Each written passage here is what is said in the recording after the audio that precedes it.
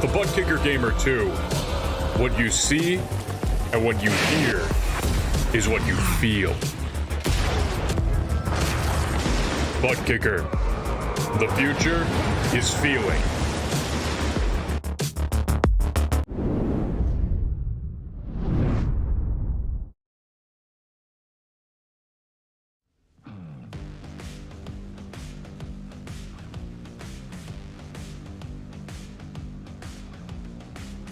It's another week of NASCAR doubleheader action here in the Precision Racing League, and I'm starting to feel a little bit like I have two heads. One's an Xfinity Series head and one is a Truck Series head. One head lives in North Carolina in 2008, one head lives in Italy. I'm getting all sorts of discombobulated, and tonight is not helping. Welcome to Round 5 2023 for the PRL NASCAR Truck Series, live from the virtual Charlotte Motor Speedway, circa 2008. And coming up later, Round 5 of the PRL NASCAR Xfinity Series, live from the left-turning oval at the virtual Autodromo Nazionale Monza. Hi everybody, my name is Joey Tebbin. With me in the booth is Terry Radford, and behind the scenes is our producer, Hugo Luis. It's a very interesting night tonight, Terry. We've had this week circled all season long. We've got the old yellow walls back at Legacy Charlotte, and a little bit later on tonight, we go to the left-turning Monza oval. It's hard to overstate how strange but enticing tonight is going to be. Yeah, I feel like we just got in a wormhole and went back to like way back in the day when the All-Star race was ran on a Saturday night and it was actually meaningful to a lot of things with $1 million, and it wasn't just a random race they threw on a schedule because they had to. But I think tonight was circled for all the wrong reasons. Charlotte, normally we say that the Truck Series is like, okay, this is going to be the disaster fest that we'll see a lot of cautions and fill time. Nope. Not this week. Monza Oval.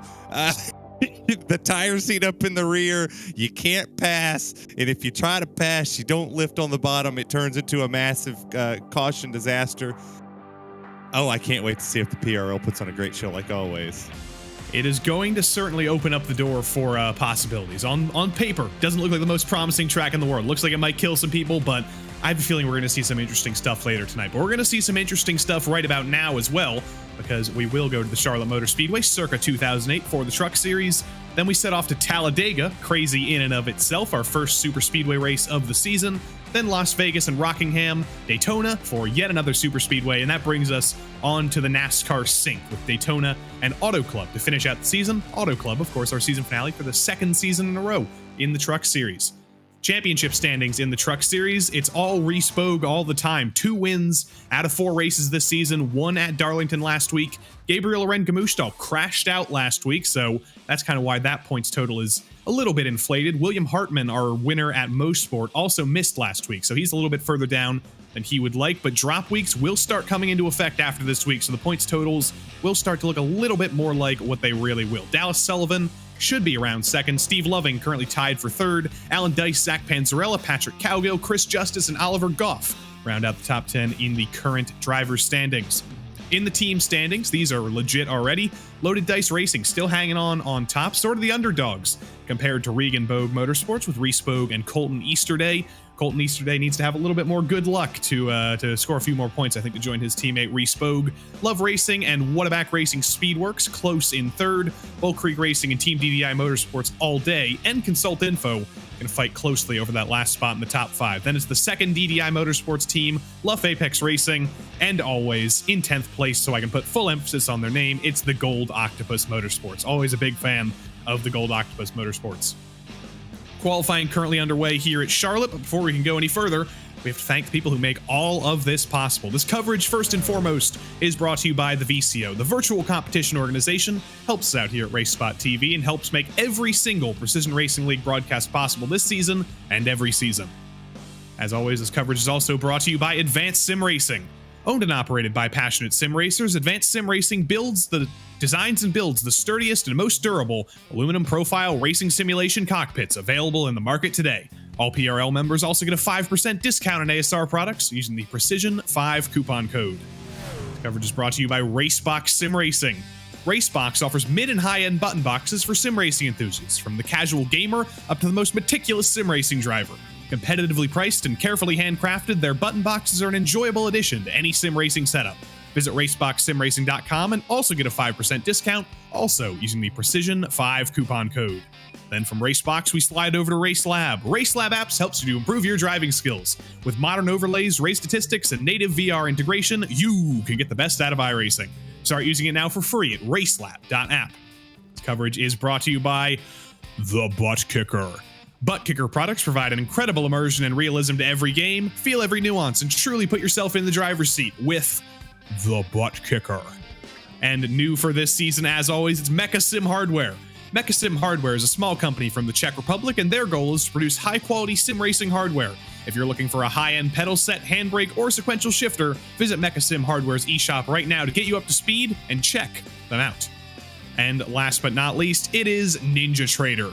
Ready to compete against the financial markets? Of course you are. Supporting over 60,000 users across the globe, Ninja Trader provides award-winning trading software and brokerage services. Ninja Trader is always free to use for advanced charting, backtesting, and trade simulation. Visit ninjatrader.com to get started with a risk-free trading simulator and start tracking your performance. Well, right in the nick of time, it's about time to stop tracking the driver's performance in qualifying because the checkered flag is out.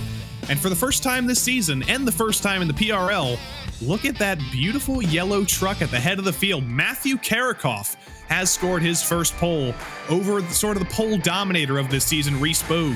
Zach Panzarella, great qualifying from him, ahead of another driver who's been on pole this season, Aren Gamushtal. Patrick Cowgill and Alan Dice round out row 3, both of them looking for their first win of the season and their first win ever in the PRL, if my memory serves me correctly. Ricky Barbary and Paul Crumry are row 4, and Jacob Emery and Robert Goff make up row 5. Stephen Hassett, solid qualifying from him in 11th, alongside second place in the championship, Dallas Sullivan.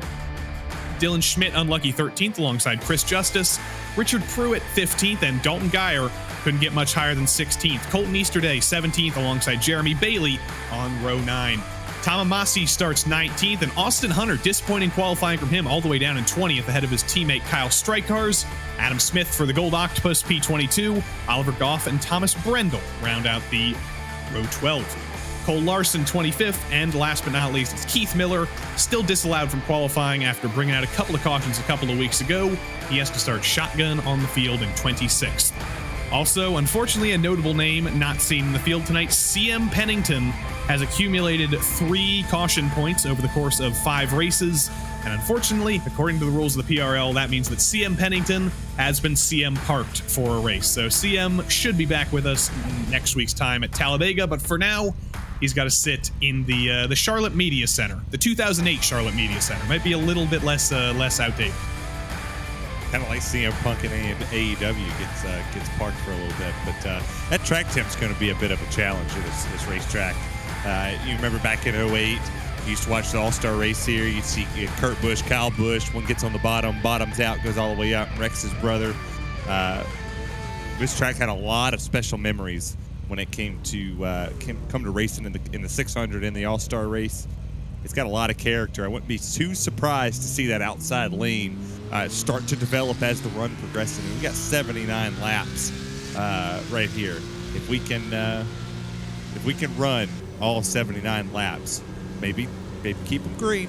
You know, keep a good green flag run in. That outside lane could play dividends. And well, the guy starting on the outside front row, Reese Bogue, might be the one to do it. Unfortunately, a couple more absences in the field. The Whataback contingent is really struggling. Kevin McGarvey, unfortunately, not here tonight. And William Hartman, championship contender, also not here. So Hartman has used his drop week. He's going to end up having a week that's unable to be dropped that he's still going to miss. As we pass by the backstretch grandstands at Charlotte, unfortunately, do not exist in real life anymore, but they do exist through the power of the scan of iRacing. Turn 3 still has no catch fence on the outside. A little bit of a quirk of this track. That stayed the same with the current scan.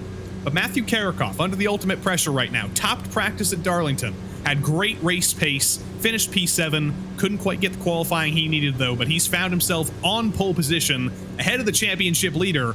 Is this finally Reese Bogue's championship hunt getting challenged? Matt Karakoff in the yellow truck at the yellow walls sees the green, and we're racing at Charlotte.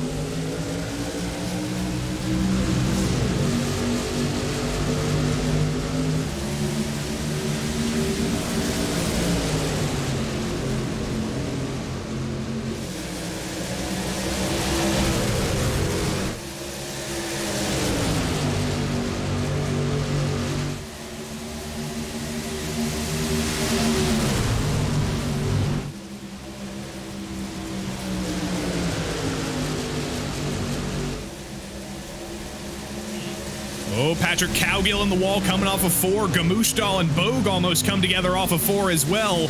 Lap 1 in the books, but Patrick Cowgill all the way out of the top 10 now. Already has heavy damage to the side of that truck as the Goffs almost come together. Robert Goff in the wall. Heavy damage for both him and Patrick Cowgill off of turn 4. Maybe wanted to catch a little Charlotte stripe, put a little yellow on the tag, a little rookie stripe all the way around this thing. That's hard contact. And it was the same thing right there with Patrick Cowgill coming off the corner. All triggered, shockingly enough, from this battle for second. RaceSpoT kind of chopped the nose a little bit of Gamushdahl. Those two made just a little bit and almost put the 21 in the wall, and then everybody else behind them started checking up. And then Patrick gets the wall, and then you look all the way back there, Goff catches the wall as well. It's early aggression from that Ford. Here comes Gamushdahl to the inside of RaceSpotTV into turn 3. He's going to be clear as they exit onto turn 4. Gamushdahl getting aggressive early, pushing past RaceSpotTV. He's up into second. I do think of shades of last week, though. Gamushdahl getting aggressive, Bogue hanging back. Zach Panzarella, though, that's sort of a wild card. He peeks to the outside. He's going to try to swallow up RaceSpotTV next. Yeah, this is a different style of track than what we normally see. Obviously, you think of a mile and a half as a solid cookie cutter. This scan of Charlotte is not your average cookie cutter. The new version of Charlotte is, but this one has a lot more character to it. Has bumps throughout the corner. Really makes you drive this track. And I know a lot of people say that you actually have to race the racetrack. This is one of those places you have to race it constantly. You can't just ease up and think, okay, I'll take this one slow. It'll bite you in the butt if you do. But all the way up and down here, you're seeing people that we have not seen in this top 5 or top 10 all season long. They're finding some speed early here. Paul Crumry up into P6. Stephen Hassett, I mentioned he had a great qualifying in P11. Well, he says that's not good enough. I'm driving up to P7. He's now clear of Ricky Barbary for that P7 spot. Here's what happened to Oliver Goff on lap 1 on the outside of Richard Pruitt through the quad oval. And that is heavy damage for Oliver Goff, or Robert Goff rather, but he did almost take Oliver with him, who came by there in the yellow highlighted truck a little bit later. That's just that's early racing there. I'm surprised that got him that out of shape. For him not to be able to keep that out of the wall. You make that contact, it'll start to upset the front nose of the truck. I was kind of hoping when they said we were going to the 08 scan of this that maybe we'd bring the classic trucks out for a night, put them on here because them things make you drive. You talk about a bumpy ride around this place. That thing will bounce you up, down, jar. You got to drive with your feet. You really have to get up on the wheel and saw it. It's a fun ride around here. But look at this 88. This old Diet Mountain Dew Air Force machine. Had a bit of an aggression streak in the first race when he got a top 3 with us and come up here and talk. This is one of these racetracks you got to get them up off the bottom. You got to uproot them off that if they want to run that white line. Now we look back here with Patrick Cowgill back in 17th. He's getting passed by the 07 of Kyle Strickchars. He's in a sandwich of teammates here. What about teammates Austin Hunter and Kyle Strykars, both getting past Patrick Cowgill, who I think is fitting because I remember back at Hickory a couple of weeks ago, I believe it was Patrick Cowgill and Paul Crumry who came together. Cowgill may or may not have said, I don't think Paul Crumry is going to be ahead of me again. Well, for now, Paul Crumry's driven up into the top 5. Patrick Cowgill falling out of the top 20 almost. Coming out early. We're 16 minutes into this. And hey, off the top rope already. I know we're in the backyard of the Nature Boy Ric Flair, but that's a little early for the figure 4. But yeah, you're right. I mean, you don't necessarily think somebody's going to be behind you or in front of you very much. But look at this right here out of Cole Larson's front windshield. Look at the different grooves that we're seeing here this afternoon. We're not going to see that at Monza Oval. We'll see 2 grooves. Will be the predominantly dominant places we'll see. You'll see a high groove and a low groove. You won't see a middle lane come into it. Richard Pruitt in trouble further back. Sorry, Terry, but he was the next driver in a list who has just absolutely clobbered the wall through the quad oval. He's going to fall out of the top 20. Here it is. Dallas Sullivan to his inside. It was actually after the quad oval, and there was a little bit of latency there. Wasn't as hard of a hit as I thought, but Richard Pruitt in the Pepsi truck, he's gone flat. That's strike 2. I'm telling you, strike 3, you're getting muted for at least 30 seconds. You're getting whole muted. But look here. I mean, the outside lane's really starting to play dividends. That 88 jumps up there. And now the 5 of Alan Dice kind of worked the bottom. Looks like the 88's a little loose up there, but it's able to get a little bit of momentum through the center. Steven Hassett's doing a good job. Good run early. Just don't press the tires. It's hot out here. And don't hit that grass too hard because it will most definitely send you in the wall. Steven Hassett to the inside of Paul Crumry through 1 and 2. Trying to steal P6 from Paul Crumry. Not going to be able to get it. Crumry able to hold the momentum on the outside. The outside does seem to work for about half of the track, but the inside really does seem to be the place to be right now. And Steven Hassett dives it to the inside. He's about clear of Paul Crumry. And I can say about P6, Steven has it. That's it. You're getting muted on that one. I'll play both for a second. I think that outside lane, though, 1 and 2, it's coming in a little bit. You can see right here with Crumry, he goes back down to the bottom. I think he realized he was getting past quite a bit. But 3 and 4, you're not getting that outside run. For some reason, when you go into the corner, you see a little bit of the bumps that are going to be through here. You can't necessarily go run that white line. You have to stay about a half a groove up. But the moment you go down to the corner in 1 and 2, you have to make a quick decision. Okay, do I want to run that bottom? It's a little slower, but it's technically the fastest way around, but you have to back it up quite a bit. I don't think that 88's wanting to go down there anytime soon because he's still a half a groove to a groove up. Jacob Emery next on the list for Paul Crumry, who does seem to be struggling a little bit with this long run. Emery peeks to the inside. A little bit of a squeeze from Crumry. Doesn't necessarily want to open the door, but Jacob Emery says, I'm opening that door whether you like it or not, and he's about to get steam trained because Dallas Sullivan's going to come by. Chris Justice is going to come by as well. Paul Crumry struggling early on, or late on in the run comparatively. Well, maybe, just maybe, our guy back there in the 31 machine down there in 22nd might end up getting his wish after all. The 88 won't be in front of him by the end of this race because he's fallen off a ton. I mean, his fastest lap was a 30.6. He has fallen to a 32.2. I mean, he's almost a half a second off of what Karikoff is doing up front. Not very good as you take a look at Patrick Cowgill right here on the onboard portion. Don't have the tongue out. It means that truck's not struggling as hard. But you see that little bit of damage on the right front. Just bowed it up. Gonna try to use the side drift down the back straightaway. It's not gonna work here with that damage. He's just taking the air off of himself at this moment. Yeah, the damage is absolutely hurting Patrick Cowgill here. Falls to Miller, falls to Brendel.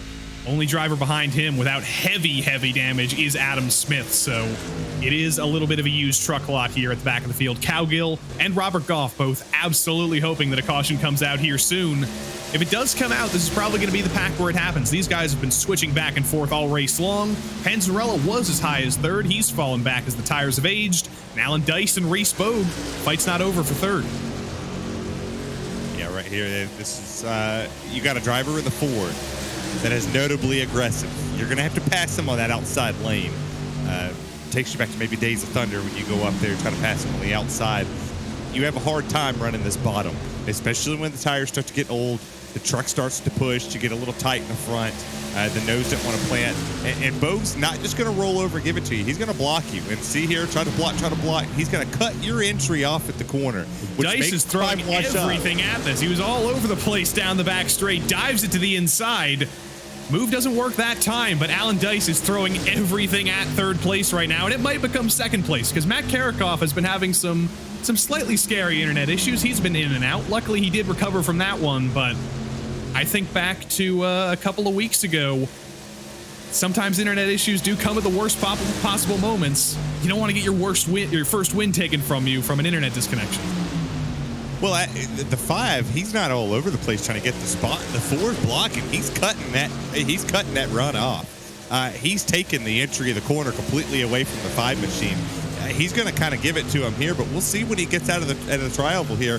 He can't block that 5 now. Because at first he was able to get down all the way on that front nose. He was able to take the entry. That we had a straighter entry, it would wash the 5 all the way up the racetrack, and it just made him lift. And unless he wanted to wreck the 4, in which he wasn't gonna, that was a textbook block. But we're early. I mean, we're 20 laps in and we're already blocking it. We're only a quarter of the race through, so if we do go green all the way, that'll be about an 80 lap run. You think we can make it 80 laps on fuel? I don't think we can. No. I think we'll have to make a green flag pit stop. We're pitting. No, we're pitting halfway through this. I mean, I always say pit at the halfway mark, you'll never go wrong. If you pit this at about 36, 37, is when I think you should see the earliest stop. I personally would pit the later, the better. I think maybe if you pit lap 40. Lap 36, lap 37 is cool to come down and pit. You're right in that window to jump 36 more laps and do it right. But if you pit about 40, you have 4 extra laps in that tank just in case we do, and you split this race almost in half. Maybe half in Alabama terms, but about a couple laps over just in case we do get that green-white checker. So I am thinking we haven't had a single race with green flag pit stops so far, because this ain't the place you want it started at. Hickory and Michigan, we had caution flag pit stops there. Last week as well, we had a couple of cautions at Darlington, but at Mosport, that's a road course. That doesn't really count. So if we do have green flag pit stops for the first time this season, it's going to be a pretty difficult place to do it. But we'll have to start thinking about that in about 8 minutes' time. Yeah, this is not the place that you go, man, this would be a great idea to do green flag pit stops, because this is this and Michigan are one of the two toughest places you're going to get on pit road. The new scan of Charlotte, this scan of Charlotte, it does not matter. That progressive banking that comes out of the corner down to pit road, it bottoms these trucks out. You didn't have much of an issue in the car of tomorrow or the ARCA car or many of the other cars that are out there, and now the Xfinity car if you run it out here on this. But these trucks tend to have a little bit of a bottom out issue. You get down there on that apron, you feel it kind of unsettle, unbalance out from under you, and then you just have a whale of a time trying to get on the brakes. But we had a pass there for third. Bogue got back around Dyson. Now Hassett's starting to put the pressure on that 5-2. This is a Stephen Hassett we haven't seen all season. He struggled at Hickory, I believe was involved in one of the cautions at Michigan, but this is a whole new Stephen Hassett tonight. Up into the top 5, driving into the top 5 after a great qualifying. He's made a ton of moves, and he is with the championship leader and one of the strongest drivers this season, part of the championship leading team, Alan Dice, who's again going to throw it into turn 3. Him and Reese Bogue, they've just been switching back and forth every lap. Well, and Bogue jumped on the outside. Remember when I said early in the race that outside front row wouldn't be the one to actually make that outside work. Passed at 5 on the outside. The 5's not going to let that 4 go to the bottom. Bogue's going to have to work for this again. Maybe burn those tires up. But back to Hassett, to the point you brought up.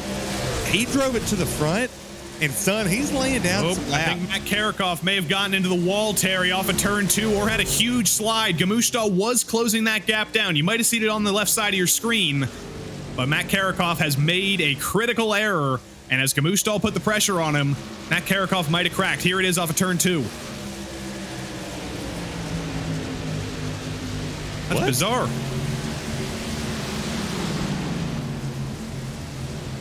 That's weird. What happened? Did his wheel die halfway through the corner or something?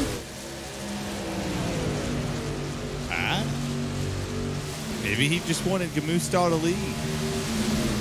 That's awkward. I ain't seen nobody just give up the lead like that. I mean, his lap times are still fantastic. I mean, if you're looking at lap times, he's still there. He's still figured it out. It has to have been something technical. I don't know what was up there, but I guess we'll have to wait and see if we get to talk to Matt Karikoff at the end of this race. Phase 2 Chassis Works asks in the chat, who's the guy with the last name Justice? It's not Tyler Justice, who you might recognize from past PRL seasons. It's our old buddy Chris Justice, and he's got an Austin Hunter-style banner now with Coronado steel. He's got a reasonably shaky mic, and he's having a good time as Matt Karikoff pulls onto pit road, pulls onto the apron first and foremost. I think Matt Karikoff may be having more technical issues. Maybe his gas pedal is having issues. Because, I mean, he's still steering the truck. Maybe something's going on with the pedal assembly, but he's going to lose a ton of time here because he was slow on the back straightaway. He was starting to dive around. Was he going to turn this into a green flag pit stop, or is this going to be a retirement from the race from our pole sitter? That's my question. pulling it into the box fairly slowly into the first place pit box, reminding us that he was our pole sitter. He is going to take tires, so is this Matt Karakoff trying to make the best of a bad situation? It was a pretty slow entry into the pits if he's trying to do that. Yeah, I mean, he's going to lose 2 laps. He's already down 1, and the leaders are already getting ready to put a second lap on him. He's still waiting. Yeah, he's still on pit lane. This is a bit of a disaster if you're that 00, because he had the truck to beat. I mean, in the early portion of this, but it's a bunch of free spots for a lot of people behind him. I mean, you think of this 91 right here we're looking at again. Top 5 run could potentially now become a top 3 run. And all these guys are catching Gamushtal. We were about to have a pretty close battle for the lead between Gamushtal and Karakoff before things fell apart there. Now Gamushtal basically sits on his lonesome with a 2-second lead, but Alan Dice, Respoke, and Steven Hassett are all faster than him right now. Last lap for Gamushtal was a 32.6. These guys are all in the 32.4s and the 32.5s. If they can work together and not fight with each other for too long, they can definitely bring down that 2-second gap. Oh, absolutely. And then you think about pit stops. I'm going to put Respoke in this conversation, in this box, when it comes to strategic smartness. He had a really good teacher, and you know, Richard Regan Jr. is one of the best teachers you're going to get here on iRacing, especially in that truck. I think he's learned a lot, and I know he's a bit aggressive when he has to be, but Richard Regan Jr. is a little aggressive when he has to be. Be aggressive with the strategy. Don't be lazy with it. Don't be lazy and just follow somebody else. Be outside the box. You know, think of something that's going to help you win something. I mean, you think of the 24-hour race. They won that race. Joe Boss won that race on strategy. They didn't win that race because they were the fastest truck or the fastest car in the field. They won it based off of strategy. We could sit back here and potentially look at, well, I would say the 00, but he's out of the race. But look at one of these drivers that are trying to drive through this field. Colton Easterday, Austin Hunter, the 54 Barbary. Be crazy with it. Be creative. If you sit here and follow Gamushtal the whole time, or you follow Dice, Bogue, Hassett, or Schmidt, you're just going to look like an idiot. Barbary was quite creative with the entry into turn 1 there. A little bit too creative though. Clipped the outside wall, and Ricky Barbary gets some damage for good measure as he lets Tom Amasi by. There's a group of 3 drivers here, 10th, 11th, and 12th, who have been absolutely rewarded by this long run. Austin Hunter's driven from 20th to 11th, Tom Amasi's driven from 18th to 12th, and Dalton Geyer has driven from 16th to 10th. It's been a phenomenal drive for all these guys who really get rewarded by the long runs. Zach Panzarella and Dallas Sullivan both struggling a little bit at the end of their long runs. Yeah, a bit of a shock to see a long run here too. To see these runs start to happen, you're going to see a lot. You've seen a lot of tire fall off, but what you haven't seen is lack of car control. You've seen these drivers get to that outside lane, run 3 different distinctive grooves, and just be smart about it. I mean, you talked about Geyer driving through this field, Austin Hunter driving through this field, the 52 of Justice coming up here, mixing it up with everybody. A lot of drivers able to make moves because this is a racy racetrack. Even with the track tent being absolutely high, in the 100 pluses, but I mean, my goodness, it's still fantastic. Bad news for fans of Matt Karakoff. As if it wasn't bad enough, he has officially disconnected from the session now, so our pole sitter, the guy who was leading the majority of the race, out with technical issues, but he'll be back next week, I have a feeling, and he'll be even more hungry to get that first win at Talladega. Chris Justice to the inside of Zach Panzarella. Panzarella says that door isn't necessarily open, Chris, but I'm going to give you a little bit of room. You can peek to the inside. Justice and Panzarella continue side by side for P8 down the back straight. Do notice as we watch this battle side by side, the gap between Gamushtal and Dice has come down below 1 second. We've got battles for 8th. We're about to have a battle for the lead. 2008 Scanish Charlotte still holds up pretty well. Still one of the best racetracks on iRacing. Here comes Austin Hunter. I'll be darned. Halfway. He's listening to you, Terry. I'll be darned if I'm not right again. It always makes me happy. He's caught part of the wall. He might have us on in the broadcast. Yeah, don't slide through that. No, and he Austin, what are you doing? Come on. You got to back that thing up. Pump those brakes a little bit when you're coming on pit road. Start to slow down once you. Yeah, I know. Put your hand on your head. You slid through a little bit. You can get back out there. You still got time. You drove through this field. You can do it. And drivers lap 40, potentially pushed it to 44, 45. Panzarella comes in. You got a couple drivers already starting. The trigger point for the leaders will probably be, I would say, either 6th or 7th will be the one that starts to trigger this. We got the Gamushtal cam for the first time this season. Hey. 2 a.m., 3 a.m. right now in France, if my calculations are correct. I never remember if it's 2 a.m. or 3 a.m. I know by the end of the night it is 4 a.m. for him, so yet another late night for a guy who does have to go to school in the morning. That's how much he cares about this series. He's about to care about it a lot more because Alan Dice is going to make him fight for this lead. It's now down to 0.2 of a second. You can't see him in the rearview mirror right now, but you certainly can now. The highlighter yellow number 5 of Alan Dice already to the outside in turns 3 and 4. Alan Dice wants to lead laps for the first time this season. It might be 2 a.m., 3 a.m. It doesn't matter. It's 5 o'clock somewhere. Oh, he's fighting that bad boy. That's what I'm talking about. Get up on that wheel, put them elbows out. He's really struggling here. That thing is loose. 41 laps in on a hot track. I told you. You're going to have a little bit of an issue. He might want to come down here. I'd come down and pit right here if you're that 21. Let the 4x in 3 and 4 come pit. Geyer's in, Barbry's in, Brendel, Goff, Crumry, Tamamasi, everybody coming in. RaceSpoT and Gamushtal playing with fire off of turn 4. Neither of these guys are going to pit, though. They seem to want to wait for as long as possible because they don't want to get trapped a lap down. That is always the possibility with green flag pit stops. Dallas Sullivan comes in. You can see everybody down to Richard Pruitt. They're a lap down. You do risk the possibility of getting trapped, but Bogue and Gamushtal are risking it in a whole nother way by racing side by side still. You're giving up a ton of time. You're giving up more time right now racing side by side on these old tires than you ever could imagine. Now Bogue gets that position. He's going to go to second. Gamushtal back to third. Dice comes in. That's huge. It's now Dice's your trigger point. Now everybody else needs to come down because Haas is down, Smith's down. We'll see if Emery comes down, Justice is down. The rest of the field, once they saw those leaders come in, here we come. Everybody else is going to come with them. And then look at fresh tires right behind them in the mirror of the leader. That's the time you're giving up. You're going to give up almost 3 seconds here. That's how much tire fall off we got. Let's see, does RaceSpotT come in this time? Does Gamushtal come in this time? Gamushtal does pull off, but he's going to lose it on the transition. Is he going to make it in? Oh, no. He hits the cone. And as if it wasn't bad enough that he lost it, that's going to be an unsafe pit entry for Gamushtal. It's all falling apart. I'm 2 for 2, Tevin. I'm 2 for 2. A transition. The moment I saw him just start to wait to the exit of that line right there, a bit aggressive.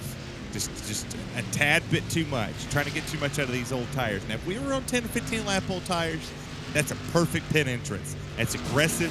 It's smart. You do it. But on old tires, And Alan Dice, you're looking at what your leader's about to have.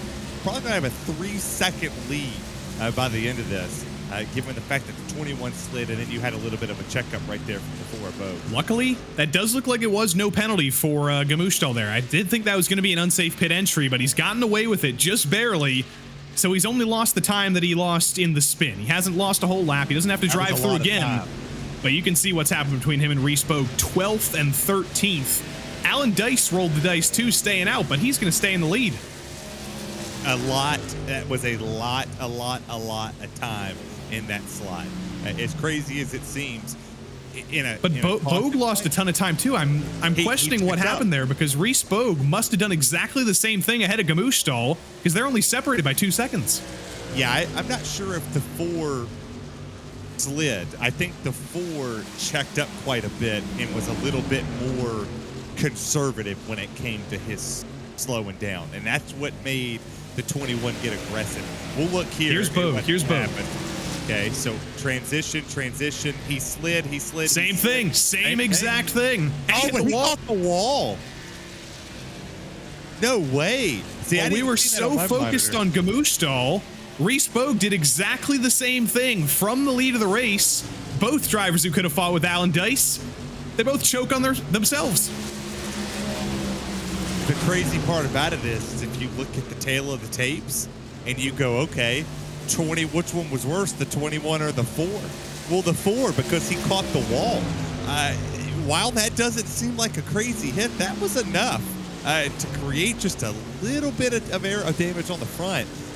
That's going to slow down a ton on the lap times. I mean, he's 2/10 off what he was running on the original laps. When we put down here from the 30.7, 30.9.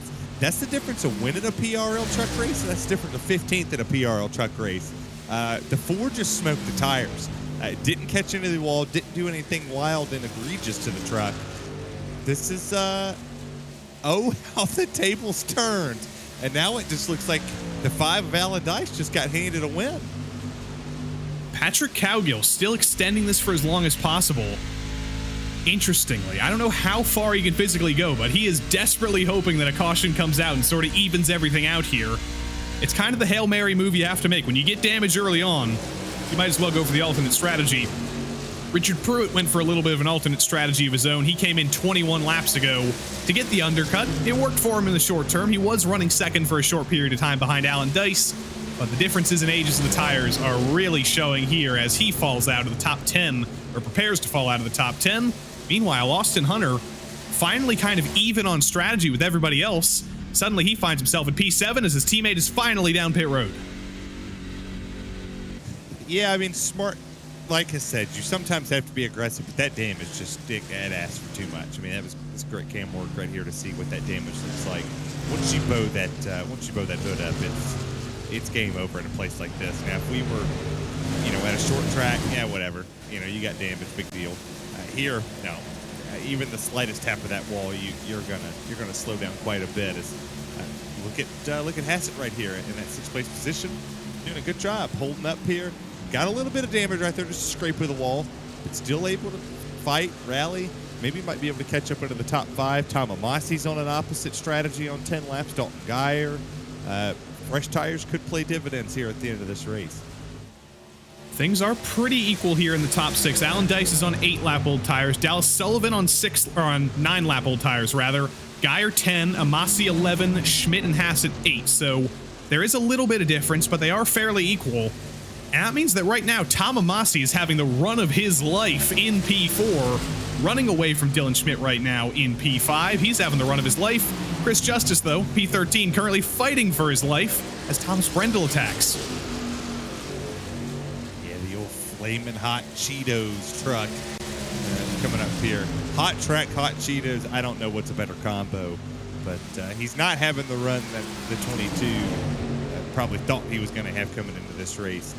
Sitting back here in the 14th position. While it's still good, I'm sure he thought he would finish up a little higher. He's got a couple trucks up in front of him that he potentially could be able to catch if the tires start to even their way out. But they just once you get stuck in traffic here, you're just kind of there unless you catch some brakes, don't get checked up, have the opportunity to make the passes on that outside. But it's a self-cleaning track as well. Everybody, once you have an issue on the high side, everybody checks down to the bottom, and it just backs it up like 95 traffic about 5 o'clock. There was many lanes through 1 and 2 there as on 95. Richard Pruitt kind of in the wall. Chris Justice almost below the apron. That's how low he was. And Jacob Emery just, doing his own thing. Everybody's got a new version of Charlotte back here.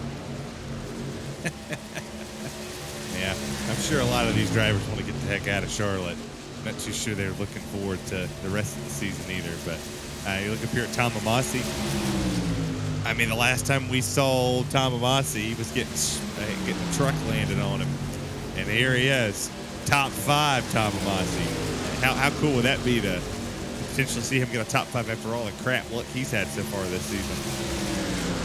This season, last season, and even the season before in the PRL, Tom Amasi has just been unable to find any luck. He's been struggling at times with speed, competing in the top 15 or so, but the bad luck is never really his fault. He never gets into incidents of his own. We never see him spinning on his own. We never see him getting into the wall on his own. But unfortunately, every single time there's some sort of hellacious incident, sometime there's some kind of universal miracle where cars are falling out of the sky, where there's a full field pileup, Tom Amasi, unfortunately, is unable to avoid things that other people are just home to him. Yeah, there's 3 things in life that you can stand by. Tax's death and Tom Amasi having a freak accident. It's every week. I actually showed somebody. We could make a highlight clip of Tom Amasi's wild and adventurous wrecks in the PRL, and a truck falling out of the sky would most likely be number one. But yeah, he never does anything on his own. He never goes up and wrecks anybody. He stays out of people's way. And when he has a good run, he has a good run. When he doesn't, it's not his fault that he has a bad run. He just gets swept up in everybody else's stuff. But speaking of getting swept up in other people's stuff, the two people right here who wrecked it coming on the pit road, the 4 and the Well, they didn't get 21. swept up in other people's stuff. I think they made plenty of their own stuff coming into the pits. I didn't know how to transition it. I was trying to be nicer about it. They slipped on their own stuff. That's right. They slipped on their own stuff. I'm trying to be a nicer person in 2023. It's not working for me so far. We're turning a new leaf now. I'm going to be a nicer person. The nose damage really isn't hurting the 4 here. Not as bad as I thought it was. I mean, he's about a 10th-ish, about 4/100ths of a second to a 10th off of the pace of the drivers around him. So I mean, he barely kissed that wall, but the tires here really even themselves out, and it's allowed that Ford to stay in front of that 21 and pass Austin Hunter and get around Panzarella and all the other drivers that was right there battling for that spot.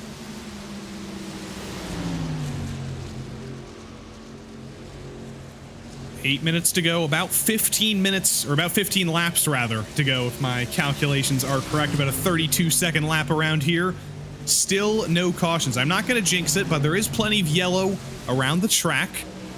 It is sort of abnormal for this series. It's a new series in its current iteration. If you haven't been with us for the first 4 races of this season, this is not the same PRL NASCAR Truck Series from before, because Wednesday nights in the PRL have kind of been split up. This has essentially become an entry-level oval series in the PRL for drivers who want to get their feet wet on the ovals or in the league for the first time, and then the Xfinity series coming up a little bit later. That's become sort of the pro league with the champions, the likes of Bradley Holly, Abner Acosta, and the rest of the gang. But in the short term, we have had this series. There's some inexperienced drivers in the field. We've never had a caution-free race, and things are looking pretty good so far. Don't jinx it. We won't say that word again. You have a way of jinxing things, Tevin. You're really good at your job. You just enjoy to jinx it. I'm telling you, it's been a streak with you. I'm liking it. I'm liking this truck series right here. This is. I don't want to say it's better than. I'll be damned. There it is. Of course. Of course that had to happen in the perfect timing. The caution is out at Charlotte Motor Speedway for the first time, and I have a feeling that the ATV tracks through the quad oval might have something to do with that.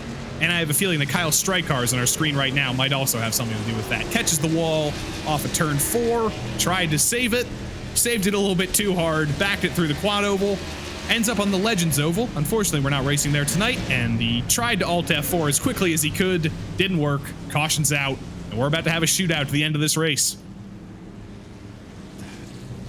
Everybody's going to pit. You all have to pit here.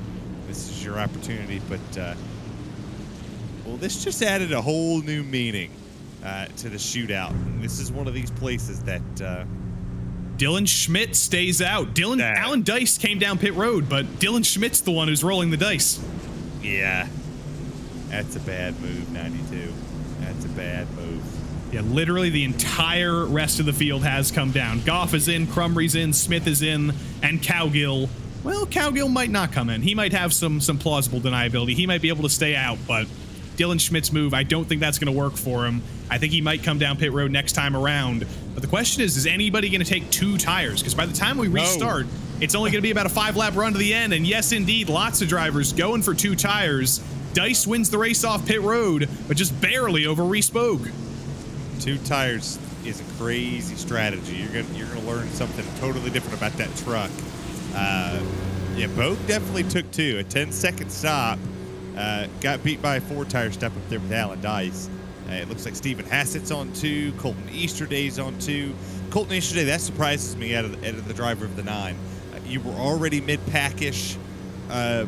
2 tires just seems like a bit of a throwaway, because you're already right there. The dirty air is going to change the balance of that truck even more. 4 tires should have been the way to go there, because everybody else behind you's on 4. At least with Hassett, at least with Bogue, you have a lot of separation right there, right? You potentially could get the next caution.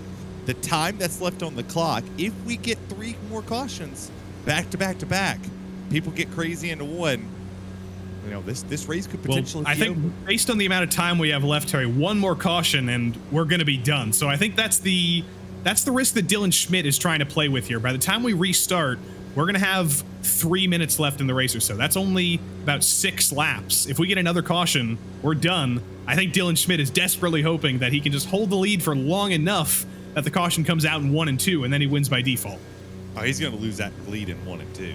Unless he gets a restart out of this world. But right now, if you're Dylan Smith, the biggest thing you're going to have to worry about is tire spin. Those rear tires, they're already hot. You got 21 laps on them. You are not out here turning the 30.7s that the field around you are turning when they get around this racetrack for lap 2. You're not going to get the grip in 3 and 4 or 1 and 2 like you think you're going to get.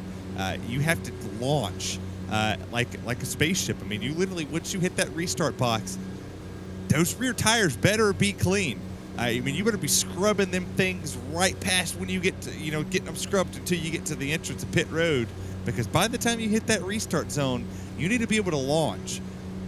I don't necessarily see it. I'm not watching him clean them tires. There's going to be a lot of stuff on them, and yeah, I would be scrubbing them bad boys right now. I mean, weaving that thing back and forth, going down to that white line, coming all the way up to the door of the 5 machine. You need to be putting a lot of torque on those rear ones to get them just the way you need them, clean and green. Packing everybody up, getting ready to restart here. By the time we get to the line, there should be about 1 minute 50 or so to go. That means we're going to have a 4-lap shootout if things stay as they are. Here's an update on the ages of the tires of everybody in the field. Dylan Schmidt did not pit under that last caution. He's on 22-lap-old tires. Alan Dice is on 4 new tires. Reese Bogue is on 2 new tires. Dallas Sullivan, Dalton Geyer on 4. Stephen Hassett on 2. Gamushtal and Hunter on 4. Colton Easterday on 2. And Tom Amasi on 4. It is a melange of tire strategies here in the top 10. Dylan Schmidt, the one who's rolling the dice the most. Unfortunately for him, he has Alan Dice to his outside on those fresher tires. And Dylan Schmidt is desperately hoping for a miracle here. But for guaranteed the final time, the iRacing sedan pace car pulls off onto pit road. Dylan Schmidt takes control of the field, and we're green for one final restart at Charlotte, and he's already spinning the tires. Reese Bogue to the inside of Schmidt. Alan Dice to the outside of Schmidt. They're 3 wide into turn 1. 3 for 3 on calls of what's going to happen in this race. It's like I'm a Nostradamus or something. But Dice, you got to get clear here. You can't let the 92 Schmidt hold you up on that outside. Now you have to set your sight on Bogue. That outside's going to be your best friend, because Bogue has proven that he can stop the momentum on the bottom. Alan Dice on 4 fresh tires. Remember that. Reese Bogue on 2 old tires, and here comes Alan Dice to the inside. Dallas Sullivan going to follow Alan Dice through, but Reese Bogue, the 2-tire call, not working for him. Alan Dice retakes the lead. 3 laps to go. Oh, yeah, that was an easy pass. I mean, the 4 knew he couldn't block it. There was no way for him to get to the bottom to cut Here that comes run Sullivan. Here comes Sullivan. Come on, Sullivan. Dallas Sullivan to the inside. Can he be the spoiler in Alan Dice's party? He peeks to the inside, clips the apron, though, gets a little bit of a slide on as Colton Easterday gets turned into the wall. The caution is out. Who led when the caution came out, though? Was it Sullivan? Was it Dice? Sullivan. It was Dallas Sullivan who led when the caution came out, and Dallas Sullivan is going to win his first race in the PRL NASCAR Truck Series. Oh, my goodness. What a race. That's a heartbreak for Alan Dice. That's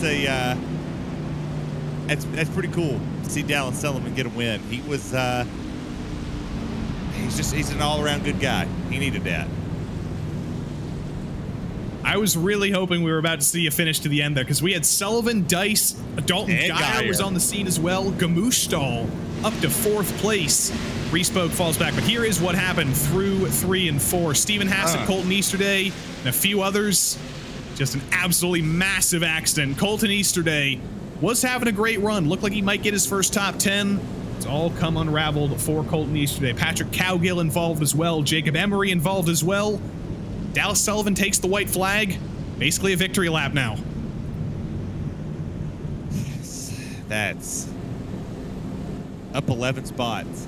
At up 13 for Geyer, 14 for Hunter. Look at Tom Amasi at top 10 in P7. That's awesome to see. Chris Justice, Panzarella lost, quite a bit there. You have to start in third. Miller, look at Keith Miller. Started dead last on this field. He's up to 11th. A lot of good stories right here in this top 10 that maybe next week when we look at this, we just like, hey, can you capitalize on it? Can this be Dallas Sullivan's catapult? Finally got the monkey off his back to get a win. Could we see him, come up here and run well? Unfortunately, I think Jeremy Bailey is out of fuel here. It is under caution, so hopefully he can get a push so he can actually make it to the line. But through 3 and 4, it's a much slower finish than Dallas Sullivan was hoping for, but in that short run we had, he made it count. He was aggressive, got to the inside of Alan Dice, took a 4-tire call under that last caution, and Dallas Sullivan gonna crawl through the quad oval here in his first season in the PRL NASCAR Truck Series, and he's gonna take his first win at Charlotte. Dallas Sullivan wins for Loaded Dice Racing. It's a Loaded Dice Racing 1-2. Alan Dice II, unfortunately, comes home in second after his best race ever. So much promise. And Dalton Geyer, his best result in the series as well. Dalton Geyer did get much higher than his qualifying position. He finishes off the podium for DDI. If you're that 46 machine, though, you beat your teammate out. I'm sure they're excited. I'm sure Alan Dice is happy for his teammate, but he's probably a little like, damn, could have had that win.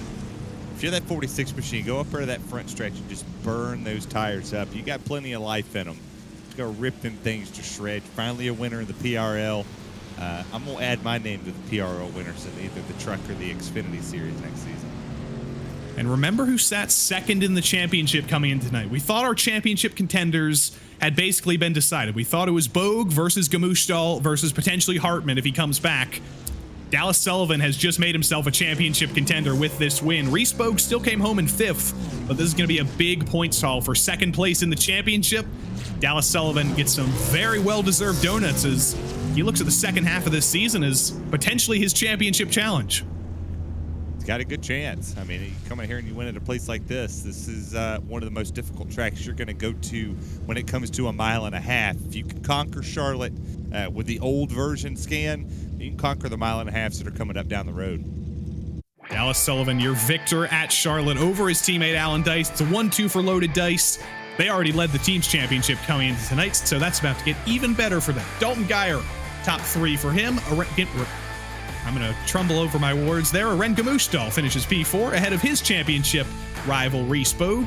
Austin Hunter, great drive forward for him in P6. Tom Amasi, potentially his best result in the PRL in P7. I'll have to check the records on that. Chris Justice, Dylan Schmidt, and Zach Panzarella rounded out the top 10. Dylan Schmidt's call to not take tires, still gets top 10 for his efforts.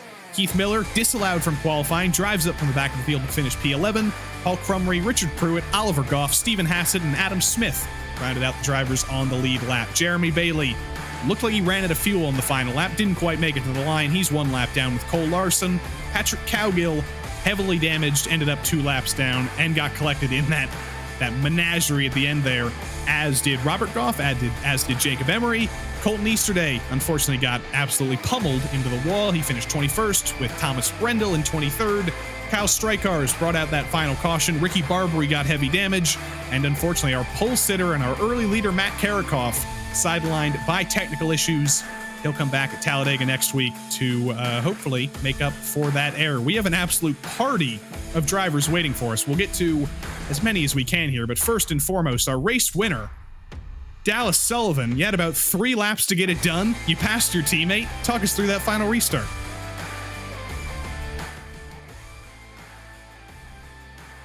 Dallas Sullivan, do you have a copy? Yeah, I got you. There we go. Dallas Sullivan, our race winner tonight, won it on a crazy restart. Talk us through those last couple of laps. Man, I'm just looking at this replay when the caution actually came out, and I mean it's a dead heat between Alan and I. I mean, I had him a little space in front of him at the through the turn 3 and 4, but I couldn't couldn't ask the iRacing gods for more as far as that finish. Feel bad for Alan because he had the faster car. He was qualified better and was able to save tires on that. Both the first and the second run better, and he really deserves this one. But sometimes it shakes out like this on these late restarts. I knew Reese was on 2 tires, and obviously the guy is I can't remember who that was restarted P1, but he did take tires, so I knew it was going to be dicey in that first corner, and I tried to be just a little conservative, and let it play out. And then I got a good run on the back straight. I saw Reese got loose somewhere, which was kind of typical for a 2-tire stop. I didn't think that was going to work out, so it's just a matter of kind of navigating through the traffic and see what I had for Alan on that short run. So we're halfway through the season now. You came in tonight second in the championship, got your first win. What are your goals for the second half of the season? Man, I feel like I've been finishing pretty consistent here these couple races, so just want to keep that up. Everybody's had a little bit, half a tenth or a tenth on me, but I've been able to keep the truck clean and nail the pit stops and the pit strategy, and able to get a few spots through those methods, and it's been paying off. So if I can just keep that going and maybe pull out another W before the end of the season, but we'll see. Well, congrats on getting your first win in the PRL tonight, and we'll see you next week at the craziness of Talladega. Yes, thanks, Joey. Appreciate it. Dallas Sullivan, your victor tonight, the happiest driver in the Loaded Dice Racing stable, but its namesake, second place Alan Dice, is here with Terry. Alan Dice, you come up about an inch short. I know. Yeah, had that feel. Not so good, especially after knowing. I felt like I had it wrapped up. I just kept saying, I hope there's not a caution. I hope there's not a caution. I came around turn 4 and saw somebody sitting there next to the grass. I was like, oh, we're done.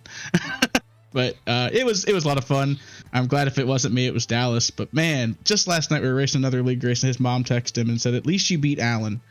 And now she's going to get to say that again, and that's unfortunate. So shout out to Carol Sullivan for sending that. Made me laugh. Yeah, that's a tough way to end life.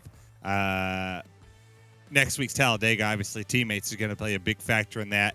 Loaded Dice Racing, maybe go out and find a bigger team that could potentially work with y'all. Yeah, we'll see. And we're I don't know. I just have bad luck at those tracks, but we'll see. I always we do well, and at the end, I always get caught up in something. But TJ's our other teammate. He's pretty good at the larger tracks too. So maybe we can get that figured out in a pack. So we'll see. Stay out front, try to lead every lap, be the Dale Jr. and Michael Waltrip, and that's how you get it done, all right? Yeah, I think the goal is going to be to try to just avoid whatever big one happens, and just like any super speedway, so. Appreciate your time, Alan Dice. Congrats on P2. Yeah, man, thank you. All right, Tevin, that's P2. One more driver, Dalton Geyer. Dalton Geyer, P16 in qualifying. Probably disappointed with that, but you certainly made up for it. First top 3, I think, in this truck series. Yeah, hey guys, what's going on? Long-time listener, first-time caller. How are you? Finally on the air. Welcome to the FM radio waves. Right, yeah. Oh, holy crap. Sorry, I just noticed a giant spider on my wall. Anyway, but yeah, I don't know how I ended up in third off of that pit cycle. I guess everyone. I don't know if everyone just botched their pits, or like it didn't seem like they pit that much later than me. Yeah, I have no idea what happened in that pit cycle. We were all embattled in the craziness there, but when we had that late race restart, it looked like it was going to be you versus Dice versus Sullivan. Were you hoping we made it to the end under green there? I was honestly, and I think I said it in the voice chat, I kind of wish I dove it 3 wide on them, but I guess better, to take what I could get than end up with those 2 guys mad at me, and possibly more people mad at me for a giant wreck. Well, congrats on that first top 3 in the book, and who knows, maybe it'll be 2 better in Talladega next week. Heck yeah.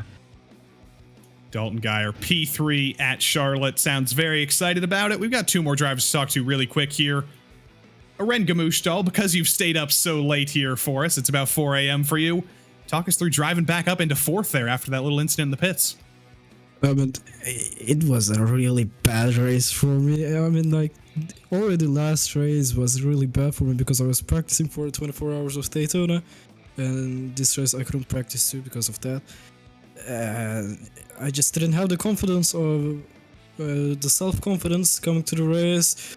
I did some couple of laps, got a bad quality P4 or something like that. Then I moved up to P1. It was great, and then just coming down to the pits, I did the worst mistake of my career probably. And yeah, just at the last restart, I took 4 tires, and that was a big advantage, but I just couldn't use it because of the last caution. Well, we'll see you at Talladega next week. We know that's going to be crazy. We'll see you in 1 week's time. And good luck waking up for school tomorrow. Yeah, thank you, Ben. Don't Renga Mustal still getting the top 4 at the end of the night. One more driver, his championship rival, real quick. RaceSpotTV. Unfortunately, the pit lane entry, or the pit road entry rather, really seemed to catch some people out, both you and Gamustal. What happened in your situation?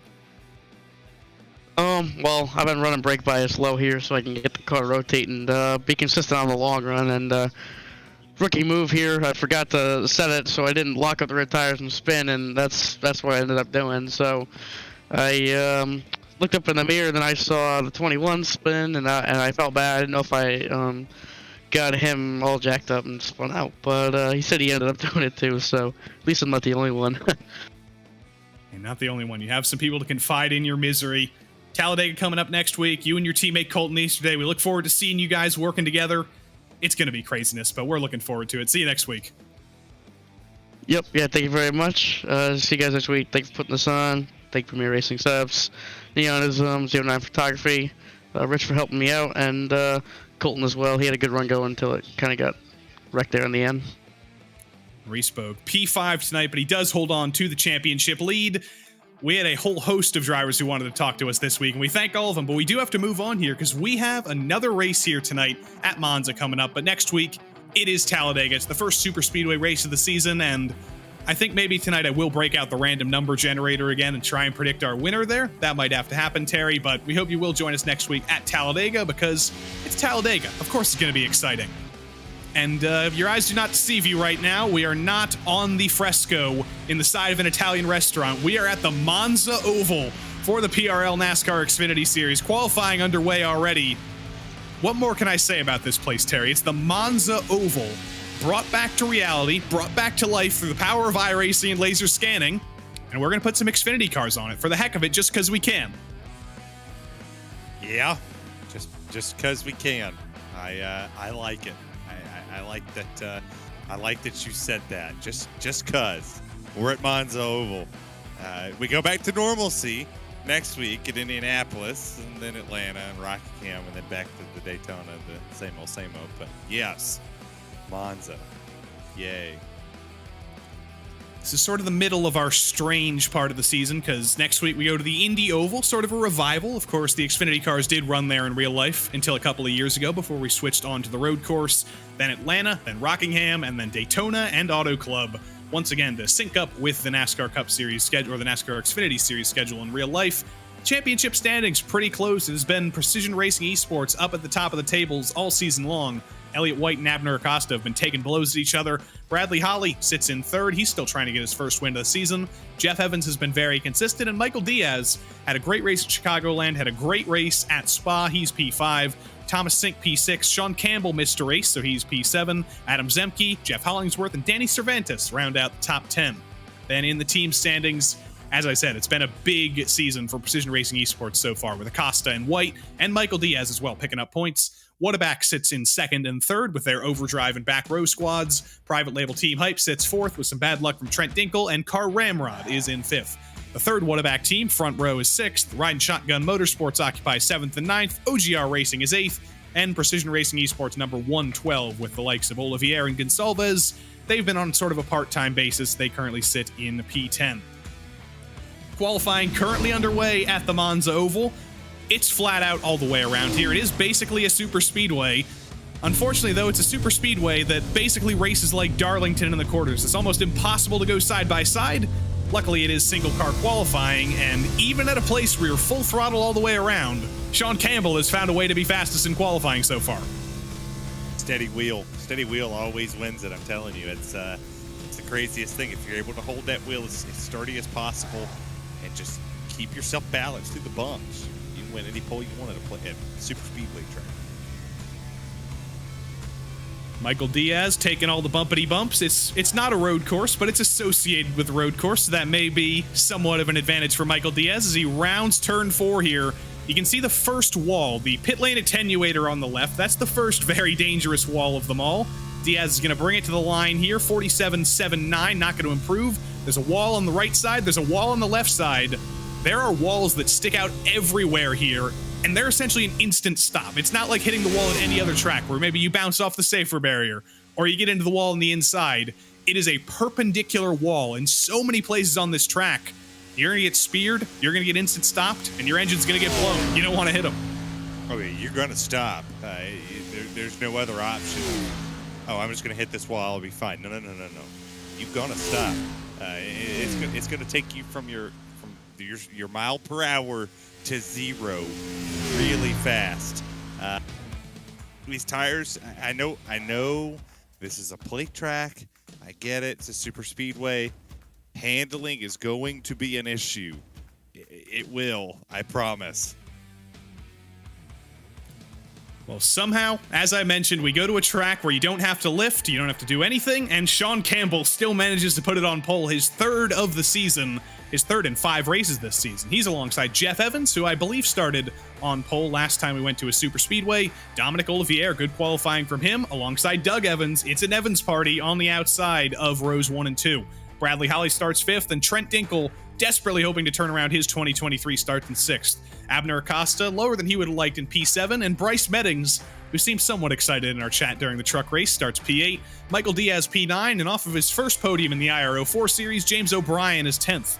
Jeff Hollingsworth and Daniel Knight make up row number 6, and then unlucky 13th in qualifying went to Colton Lane, who starts alongside James Dewar. Jose the Funky Cold Medina and Mark Kalin make up row 8, and then it's Nicholas Hunter and Danny Cervantes on row 9. Disappointing qualifying, I think, for Danny Cervantes there. Brandon Walter, the last driver who actually elected to set a time, starts 19th, and Josh Conker is here with us after a very successful weekend of karting with our old friend Taylor Burris. He is finally back in the PRL on Wednesdays, and he starts P20 after electing not to qualify. Elliott White starts P21 alongside Scotty Healy. Charles Sumner and Doyle Lawrence also elected not to qualify. They make up row number 12. Jim Westerfield, Adam Zemke, Thomas Sink, Ryan Traver, Austin Hunter, and Stacy Hunter round out the top 30. Now, this is very interesting, Terry, because I didn't think it was allowed to run 2 races in one weekend. Austin Hunter is registered for this session. My question is, will he actually be racing, or is that just an anomaly on the entry list? We'll have to wait to see if Austin Hunter does end up racing and maybe getting disqualified after the race comes to an end. But speaking of Hunters, it is a very happy birthday. It's not Austin's birthday. It's not Nicholas's birthday. It's the one who's not related at all. 30th place in the field tonight, Stacy Hunter. It's a birthday for the number 71. Okay, he commented in the chat he messed up being an admin.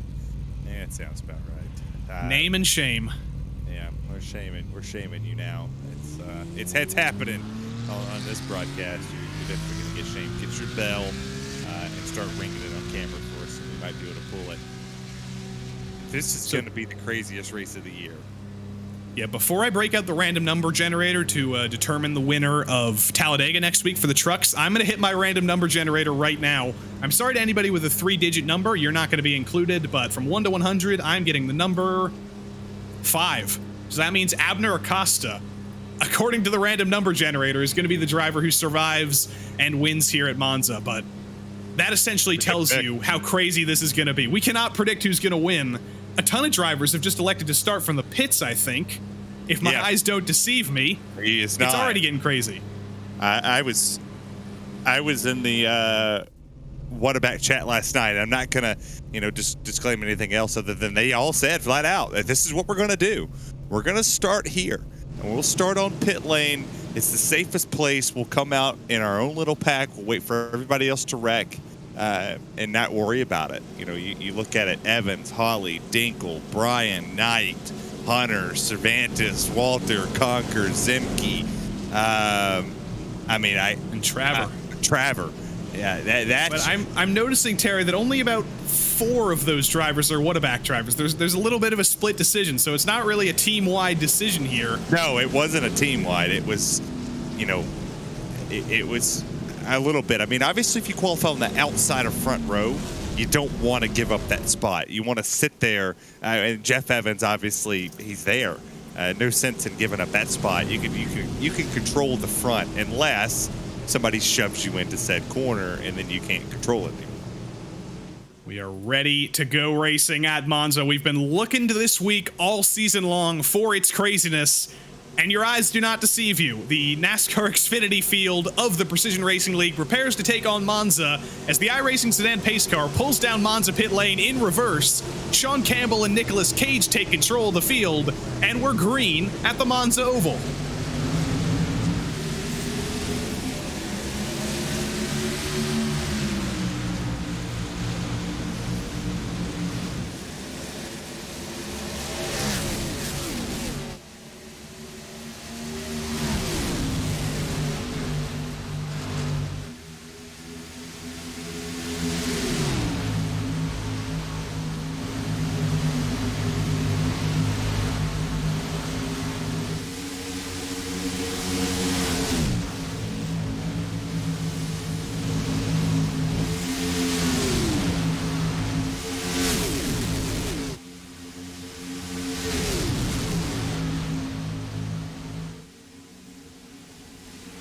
Oh, Michael Diaz and Jeff Evans get into each other off of turn 4. Mark Kalin involved as well. Evans goes Tokyo Drift into the pit lane, and the caution is instantly out here at Monza off of turn 4.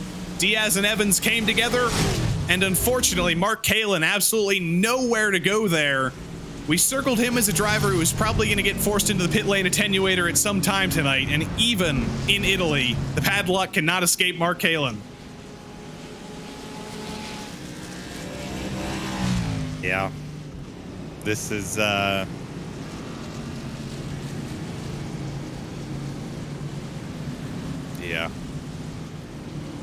It's gone wrong already, but Michael Diaz, he was getting aggressive early on. He was going for the move on Jeff Evans here, and here is what happened off of turn 4.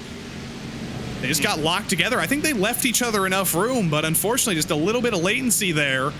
A little bit of locked togetherness, and unfortunately, it all comes undone for Jeff Evans, who really got the worst of that. Bryce Meddings as well got forced down pit lane there. I don't know if he's going to get a penalty for that. He very well might, but Bryce Meddings couldn't really go anywhere. It was either the pit lane or car. Yeah, I would imagine they would clear that if he got a penalty. I don't see why they would hold him on that one. Because you're either going to wreck it or you're going to miss it. I think they would much rather have more cars on this track than cars not in it. This is I don't have any notes when it comes to strategy. So, survive obviously is number 1. And then, pit wise, I would imagine it'll be a one stop race. You would come down probably about lap 30 and then go to the end. But we're going to run, I'm imagining we're going to run quite a bit of this under caution. Yeah, I don't know if you will have to pit if we do go caution all the way here, but we do ride on board with Bryce Meddings now. Behind Mark Kalin, you see the Calamity in front of him. Bryce goes, whoa. Actually, that's not Bryce Meddings. That is that's another driver behind the incident. Meddings didn't actually end up down pit lane. I thought he did, but at the last second, he was able to swerve hard right, and he managed to avoid the pit lane. Nicholas Hunter wins the race off pit road. Not really a race off pit road, just a lot of drivers who were trying to go to the back of the field there. Hunter, Evans, Diaz, Cervantes, Traver, White, Sumner, Zemke, and Sink. All elected, you know what? We started from the pits. We want to start from the back again, so we're going to bring it down pit lane here. By the way, since we are at Monza, it is pit lane instead of pit road. And they say, you know what? We're going to the back of the field again. It worked for us last time. It didn't work for their teammate. Got popped up there, but these drivers up front, I mean, I would sit in a single file line And I don't necessarily see a reason to necessarily get too racy and try to pass on the bottom. You know, the bottom of the track is normally where you're going to get most of the issues here. I mean, you saw the bumps on the bottom when you saw Diaz start to hit that line. It's going to be a really difficult place to make the pass. I mean, I would imagine just ride that outside lane in a single file line, and when you get to about 4 or 5 to go, then make your move. But get some laps in. Let's see what. Let's see 2015 Talladega. I believe we will be going green this time around. There are luckily short cautions here at Monza. Unfortunately, the caution laps do take around 2 minutes total, just because this oval is so long. But the lights should be out on the iRacing Sedan pace car this time. When we come to the line, it's going to be a mystery. Come on, Sean Campbell, bring it to the line. Yes, they're off. We're going on the next time around. Thank you, iRacing Sedan pace car. I love you. I just found out that the KFC down the road from me is open again. I'm a little bit happier now than I was to start the race. That KFC's been closed forever. I could go for some gravy. Evans, Westerfield, Cervantes, White, Zemke, and Sink have decided, you know what, we're going to come down pit lane again. We weren't at the back of the field enough. We want to be even backer. And they are going even further to the back of the field. Honestly, I wonder if it might be a good strategy to just hang out in the pits for a little bit until the green flies, you know, go back out about 30 seconds behind the field. And you're basically guaranteed to survive on the restart. But I wouldn't be opposed to that. It's a longish. It's a long enough lap. I mean, it looks like Lane, Dinkle, Brian Knight, Conker, and Walter just drove through the pit lane. It's not showing a stop time for them. It's just showing they drove through. And Russell Banfield, yes, Kentucky Fried Chicken.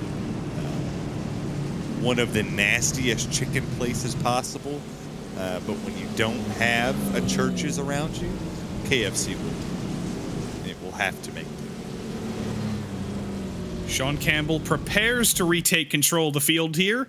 We're not really double file here. I think probably for good reason. I don't think anybody really wants to risk that. I think they might have actually set it to single file restarts here. That's very interesting. I think that might actually be a good choice here. That may reward some patience here on the restart, and it may prevent us from having even more trouble on these restarts here. The PRL admins making some decisions to make this race a little bit better, and it will be a single file restart here with Sean Campbell retaking control of the field over Dominic Olivier and Abner Acosta. And we're going to ride on board, I think, with Trent Dinkle as we come to the restart. Sean Campbell takes control of the field, and Trent Dinkle in about P12, he's in the Hornet's nest. I knew I didn't like him. He's a Rockies fan. I knew it. He's in kind of an interesting place here. He has his teammate Josh Conker behind him. He has Whataback's Colton Lane ahead of him. He's in basically dead in the middle of the field here. And for a driver who needs to turn his season around, he's thinking, do I want to move my way to the front? Do I want to fall to the back and survive? He's got a lot of decisions to make. Colton Lane checks up ahead of him, and Dinkle elects to just stay in line. That seems to be the popular choice throughout the field. Doesn't seem like anybody's interested in running side by side here. Everybody just wants to survive for a little bit. We're single file, basically all the way to the back of the field. I mean, you see the bumps right there. It's crazy. I mean, he's hitting the rev limiter. He's on the rev limiter all down the straight. I mean, completely all down. He burps it every now and again.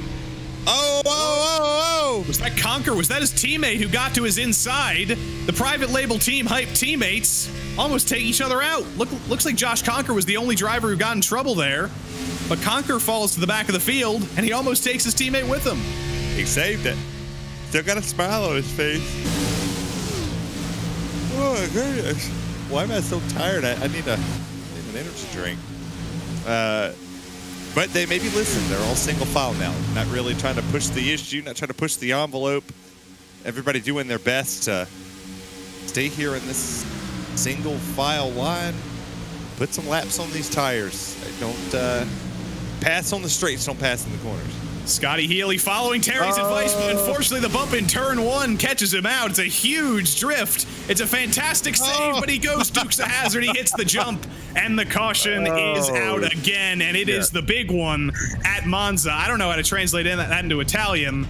Unfortunately, Trent Dinkle involved as well, Doyle Lawrence, a few others. Scott Healy's lost his rear bumper, his rear deck lid, rather. And Sean Campbell and the Nicolas Cage faces say, haha, I led the race. That's the safest place to be. Just a good old boy. Never meaning no harm. That was a good save until it wasn't a save. It was a good save, but unfortunately, we're at the Monza Oval, which is basically in the middle of a forest. So there's just these bumps, there's hills. You can save it as well as you want, but eventually you're going to be forced to go X Games mode. And yeah, that map mode was activated real quick. We went from Xfinity racing to Monster Jam in a matter of seconds. Holy Christ. Big in Italian, of course, it's grande. I should have known that. So that was absolutely the grande one. Here it is. James Dewar, kind of all on his own, loses it. Did he save it, or did he end up getting involved as well? He almost saved it, but then Doyle Lawrence was out of control. He ended up a little bit kamikaze there. Colton Lane involved. Doyle Lawrence, Trent Dinkle. I think that might be Jim Westerfield parked in the background. Brandon Walter as well. James O'Brien's gone a lap down. He was involved. That was the grande one. That was the grande one. That was weird. And O'Brien's out. O'Brien's completely out. I think he may have been kicked over the wall. I think he might have been forced to take a tow, and he said, you know what? It's not worth it.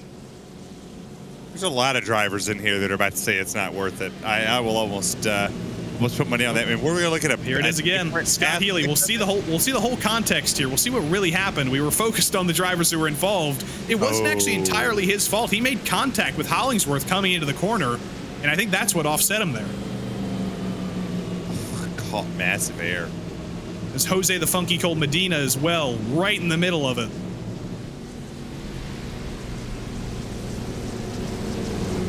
I mean, the crazy part is he actually... Oh! He didn't get a lot of jump there. Who put this stump in my yard? Didn't get a whole lot of damage from that. That's the wildest part of this whole thing. Out of all the cars that took just a thrashing right there, he triggered it. It didn't even get all of it. The bonus of having such long cautions here, it's about 2 minutes to get around, is if you get damage, you've got quite a bit of time to get that repaired. So Trent Dinkle, he's going to have a good time getting a lot of damage repaired. Brandon Walter, Colton Lane, Jose Medina, Mark Kalin, who, by the way, is back on the lead lap, and Scotty Healy. They've all got heavy damage to get repaired, and they've got plenty of time to do it. Jeff Evans is going to need to get some damage repaired here soon. He's basically driving an Italian modified there. He'll get the wave around. And there was somebody else who had heavy damage somewhere in this train. We'll have to wait for him to come by, but there's a few cars without front bumpers here, and they're just trying to survive to the end. They know there's more positions to gain. You got people out there chatting. Colton Lane said he's got 3 minutes. Yeah, there's a lot of starting to become the used car lot real early. That'll come up and down here once we take the green flag. I mean, we got cars that are still on the lead lap, but they won't be in the lead lap for long. You know, they might get saved if we continuously have cautions. You potentially see them jump up and then retire from the race. You know, once we see maybe another big accident or other drivers just deciding to come out of the field. It's Bryce Meddings as well, who was one of those heavily damaged cars. He's still out there on the lead lap, but he's noseless, so he's going to be a little bit down on straight line speed, I think. Evans is down. Doug Evans, rather, is down pit road again. Pit lane. I got to get it right. We're in F1 land. Danny Cervantes, Elliott White, Jim Westerfield, Thomas Singh, Zemke, Medina. it's basically a carousel of entertainment on pit lane right now because everybody is just trying to cycle as far back as they can be because they really don't want to be involved next time the Grande one happens. I hope there's a bunch of venti wrecks. But you want to hear what a real carousel of funniness is, since we have a pretty good lap here? Trying to get a doctor's appointment in America. It took my wife calling to schedule me an appointment in another city to finally get me a doctor's appointment. First time in like 5 years I've went. But obviously with the child situation, I need to get things looked at and figure stuff out. But 4 months is how long they want you to wait for a doctor's appointment. What if I'm like dying or something? If I got to wait 4 months for them to tell me that, and that could, you never know. It's dumb. It's dumb. Why did I pay for insurance to get told 4 or 5 months? But I got one for tomorrow, and I can't wait. Lights are out on the iRacing sedan pace car, and we're ready for yet another single file restart here. Sean Campbell, we will talk to him later on in the race. If we get another caution, I think that'll be about time to disturb Sean Campbell's presence, but he is sitting pretty right now ahead of the rest of the field. He just gets to look back and say, you know what, you guys can do whatever you want. I'm just going to ride up here. But he will have to start worrying soon because Dominic Olivier and Abner Acosta, for Precision Racing Esports, sit second and third. If they want to swallow up Sean Campbell, it is entirely possible that they could here.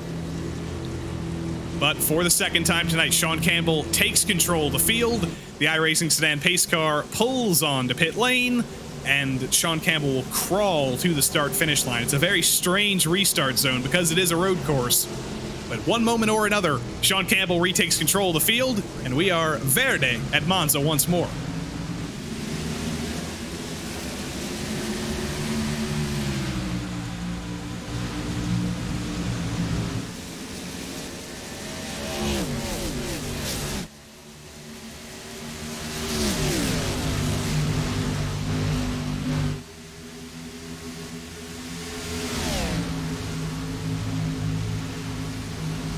Olivier's going for it. Dominic Olivier is going for it down the back straight. Abner Acosta's going to join him. Sean Campbell suddenly under pressure. He's going to have to back out of it and fall into third, but he's not able to. Acosta still to his inside. Jeff Hollingsworth is behind. Sean Campbell is in danger here with Abner Acosta to his inside. Turn 4 is where the last incident happened. Campbell keeps it under control. Acosta slots into third, but Dominic Olivier takes the lead away. Sean Campbell goes back to the outside. He's going to try to make it work down the straight. And when he goes down in the corner, he looks like he does have the lead loose on the bottom. Campbell gets it back. And the center of 1 and 2. And it's a single file train all the way back to the back. 2 road course aces playing with fire into turn 1, but leaving each other just enough room there. Sean Campbell hangs on to the lead. Is Dominic going to go for it again? He peeks to the inside. He shows his intent. But it's not going to happen. Dominic Olivier has to hang back for a little while longer. He's definitely shown his intent, though. This is not going to be a train all race long for the front. Dominic Olivier wants to lead. Yeah, I don't think he's going to be able to get it here. He's going to need a really good shot. Hollingsworth's going to have to push the 5 of Acosta, and the 5's going to have to push the 69 to be able to pull around. But the more you see the 69 of Olivier pull to the back bumper of that 26 of Campbell, it's going to give him that jolt in the corner. It's not going to allow anybody to make that move to the left or the right. And it's also going to let Campbell kind of control what lane he wants. If he sits in the middle, he blocks the racetrack completely. You're going to have to do it here. Again. 5 pulls out. Olivier goes for it again. Campbell again can't back out of it because Abner Acosta is going to follow his teammate through. Side by side through here is always dicey. Acosta getting a little bit out of shape, loses the momentum. Sean Campbell on the high line is going to hang on to second. Dominic Olivier, can he actually lead this lap, though? I'm not sure because Campbell keeps getting these incredible runs off of turn 4. He's going to get the side draft of Olivier. Olivier might lead the lap, but now he's got his teammate to push him into turn 1. He's got to be careful with that push, though, going into 1. You see it's going to upset both cars. A little close there. Whoa. Yeah, the 5's loose, too. He's catching these bumps, trying to hold off. Campbell's probably, that's the most aggressive you're going to see out of somebody, and they can actually hold on to the car. Oh, there it goes. Just bumps Olivier into Campbell. Campbell gets in the grass, barely saves it. But that was a little bit too much of a bump, I think, from Abner Acosta. Those bumpers did not line up. Yeah, this is not Talladega or Daytona. You're not going to be able to get the push and lock bumpers here. This is one of the one places that it's not going to work at. Down the front stretch we go. They're both going to clear him here. There's a little damage on the 26 to Campbell. Jeff Hollingsworth is kind of loving this, but he's also terrified because he knows if one thing goes wrong between Campbell and Acosta, he's going to be the first one on the scene. Acosta and Campbell side-by-side off of 2. We haven't seen much side-by-side running off of 2, but they make it work. They've given each other enough room. Acosta going for a little bit of rallycross down the back straight. Yeah, you see the onboard camera here with Jeff Hollingsworth. He's in the catbird seat at the moment. I mean, you got to think if you're the 97, these drivers up front, these top three's kind of already balanced what they want to do. Everybody wants to swap this lead. Olivier wants to lead. Acosta wants to lead. Campbell wants to lead. If they make contact again, this is the 97's opportunity to go make that run, make that fourth place position, the best position out there. 16 laps now on the board. We've finally seen a green flag run. I don't want to jinx it. We had a couple close calls, but right at the moment, it looks to be like we're going to roll single file around here on that outside. Don't want to distract you from this lead battle here, but look who's back up into P5. After having that scary moment with his teammate Trent Dinkel, after having potentially the save of the race, off of one of his best karting weekends yet, Josh Conker currently sits in P5. It's been a great drive back forward for a driver who has come down pit road at least once tonight. This is one of the easiest places to make the run. If you've watched any of the official races here this week, it has been an absolute treat to hear and see what an official race brings, especially when you're racing in a place like this. Nobody understands the word patience, but you look at the 5's not getting any help. Oh, there's Conker. He's going to go help him. There he comes. Abner Acosta, not a teammate anymore in this series, but part of the private label Team Hype family. Josh Conker might be able to be a sort of a third teammate for Olivier and Acosta here. I'm not too sure that Conker's going to want to go out there and potentially jump on board. You got to think that they're going to want to team up against Campbell. Whoa! Yeah, that's a big shot. That wasn't even a push. That was a hit. Yeah, it's crazy. That's just that's a big shot, and you're going to see that all race long. Coming to the checkered flag, what you're going to see is not what you want to hear. But somebody's going to get turned on accident. It's not going to be on purpose. You're going to get a shot coming off the exit of 4, and you're not going to be able to hold on to it. I mean, you want to talk about a jolting experience. You think these bumps are hard? Take a shot like that coming to the white flag or the checkered. And you're really, because you're going to get this run right here for Conker. He's going to get a massive run all down this front stretch, and he's going to have to back out of it quite a bit. He's going to have to lift, maybe touch the brakes just a little bit to get that car to settle. Look at there it is. I jinxed it at Charlotte, Terry. It was about time for it to happen to you. It's my fault. I'll take it. It's about time I was wrong and did something no. It's in the back. Was it Scotty Healy again? It was right ahead of him, actually. It was Elliott White. No, it was Scott Healy. Elliott White didn't do anything. Healy a little bit wide off of turn 4 and causes himself a ton of trouble down the front straight. Oof. That's a... Man, this track brings an absolute different skill set. I've done this in redacted car. I haven't done it with more cars on the track. I did it in a single test alone earlier today, and man, this is making me want to not do this even more. So we're under caution again here, about halfway in the race. We might have to start thinking a little bit about strategy, and he's not a race leader anymore. He has been deposed to second by Dominic Olivier, but he's here with us, so we might as well talk to him. Sean Campbell, what's happening? Why'd you lose the lead? I got hit. I'll be honest. I don't know how I'm alive anymore. How's the front right look? I don't know. You'll have to ask the crew chief that, but are you happier to be in second right now, or are you happy looking back in the lead? I don't know. I'm just happy to be alive still. Just happy to be alive. That's what a valiant way to think about things. Are you gonna pit this time? I'm gonna do what Dominic does, I think, because I think even with all the fuel saving in the world, it's not been as caution as I thought it was gonna be. Can you say us anything in Italian? No. It means no. That is true. That is an Italian word. So you touche. Well, actually, that was French. He tried. It's all good. So we're about halfway in this race. It's been, like you said, it's been some cautions. We've had a few green flag runs. How do you win this race? How do you think this is going to go in 25 minutes? I don't know. Let's probably go live reaction to pit road here. Is Sean going to pull it in? Dominic's coming in, and Sean follows in. Oh, dude, he thought the pit lane was like 80 Ks. Oh, is he about to get a penalty? No, it's 113, and he thought it was 80. It's more. Yeah. Oh, shoot. I just realized. It's okay. 25 seconds of optionals, honestly. Are you going to take him and go to the back, or just live with it?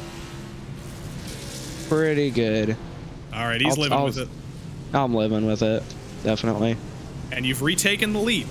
Yeah. Who knows how? They took tires when tires are at 99% still. I only took right sides. Really dug into the narrative here.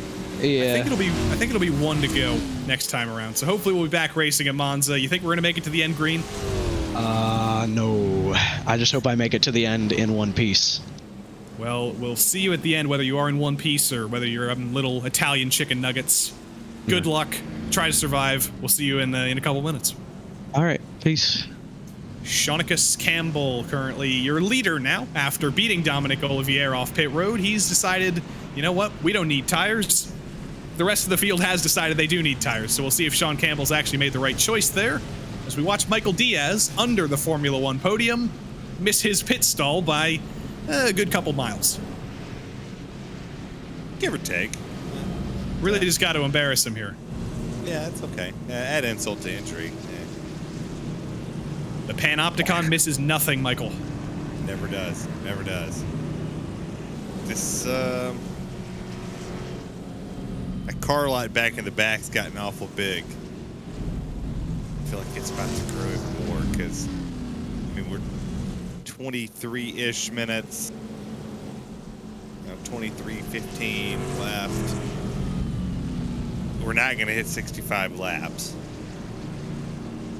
I think we probably got, what, 25 or 30 laps left? Maybe put us at 50.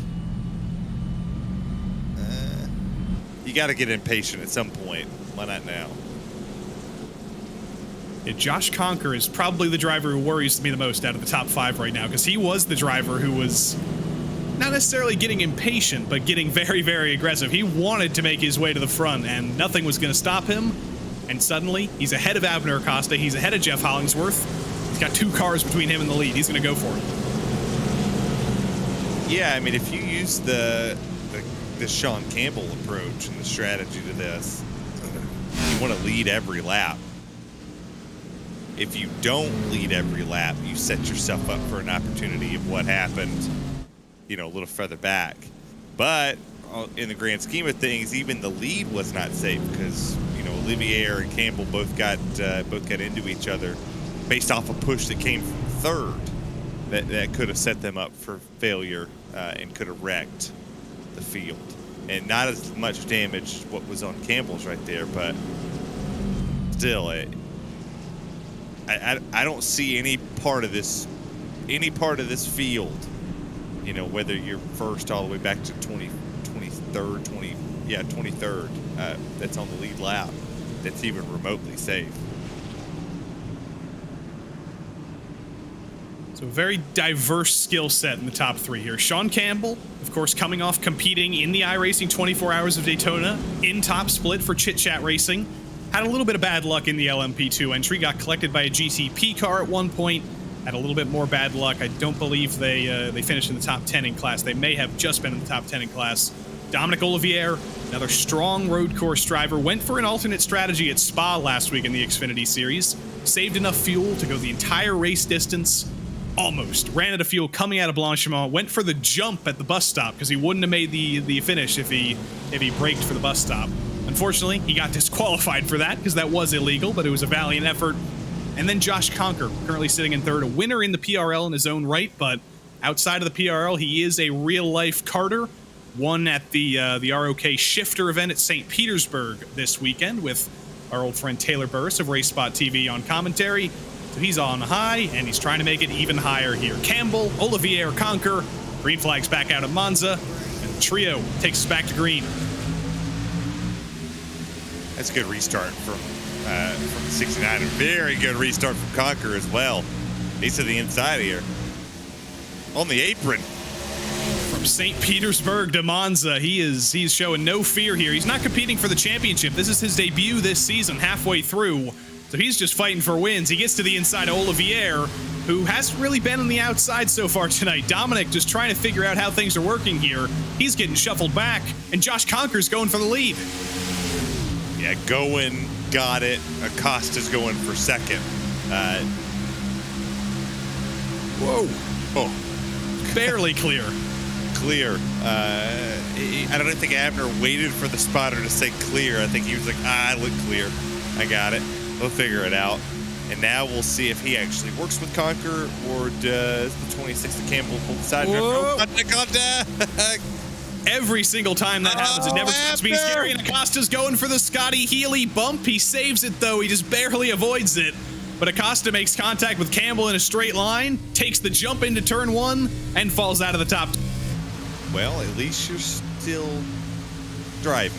I think that's there's a bright side to all of this. You might lose a couple spots, but it'll set you still up for success. But now you got to come back through the field and figure it out. We take a look here at Danny Cervantes. Apparently, I didn't know he was a Kyle Larson fan. Can you figure out who he's a fan of? Danny sits far lower in his chair than most people. We saw Patrick Cowgill earlier, who's very upright. He has kind of a Ryan Newman pose. But Danny Cervantes, he's laid back. He's down in the seat. He seems comfortable. He looks like he has his mind on his money and his money on his mind. You know, he's rolling down the street, smoking Indo, sipping on gin and juice. I think he might be listening to the broadcast, but he's going to get to the inside of his teammate, Jeff Hollingsworth here. This is going to be interesting. Danny's got a huge run. Is his teammate going to let him go? Yes, he is. I think Jeff Hollingsworth has no interest in running side-by-side into turn three, and that's probably smart. I am... This is so weird. That's a massive run. Don't take it 3 wide. Danny, if you're listening, please. I'm glad he didn't. Oh, don't hang on to her. Conker and Cervantes synchronized drifting there, synchronized incidents. Cervantes saves it, but he's going to lose out to Hollingsworth. He's going to lose out to Daniel Knight, who's suddenly up into the top 5. Where did Daniel Knight in the Tommy's Pub car come from? Suddenly, he's fighting for the lead. Oh, my goodness.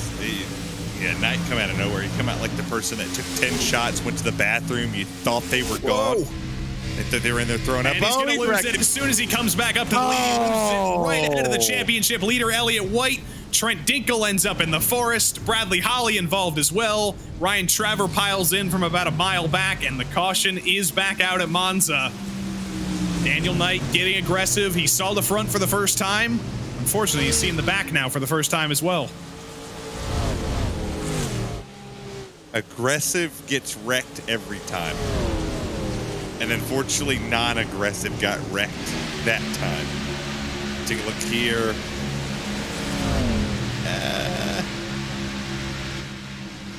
Yeah. Whee!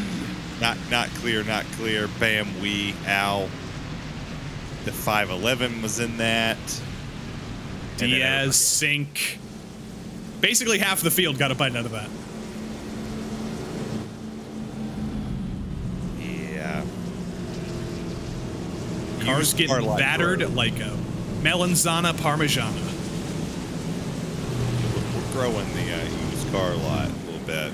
The sad part is, though, is these used cars, we won't be able to sell to somebody. Here's Thomas Sink. I think he just barely got some contact. No, he made it through. He didn't get hit. He made it through. He caught ball to Dinkle. the wall somewhere. He barely caught the wall, but he'll be fine. It was a little scrape. It was like a shave of Parmesan off the side. That's actually a pretty good idea out there, Junkyard Specials, that at the 5-minute to go mark, they need to swap to the road course. I'd see that. That'd be pretty funny. We've been through about 36 minutes of this race, and I've been very deficient in my Italian food references. Riding on board with Michael Diaz here, who sees a cloud of smoke and then suddenly sees Daniel Knight ahead of him, then Trent Dinkle, then Brandon Walter. He eventually makes it through, but that steering wheel is about 45 degrees to the left. If you're in this, you can win this. I think that's how a lot of these drivers need to be looking at this race. You know, you might have a little bit of damage, whatnot. I'd reckon that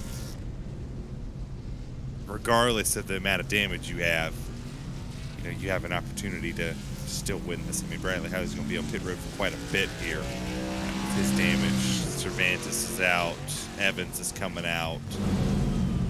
Dinkle will be on pit road for a while. Diaz, Walter. I mean, we're 13th on back has now become, you know, a pretty damaged thing. And I would imagine one day that iRacing will come out with the damaged vehicle policy for the NASCAR side of this.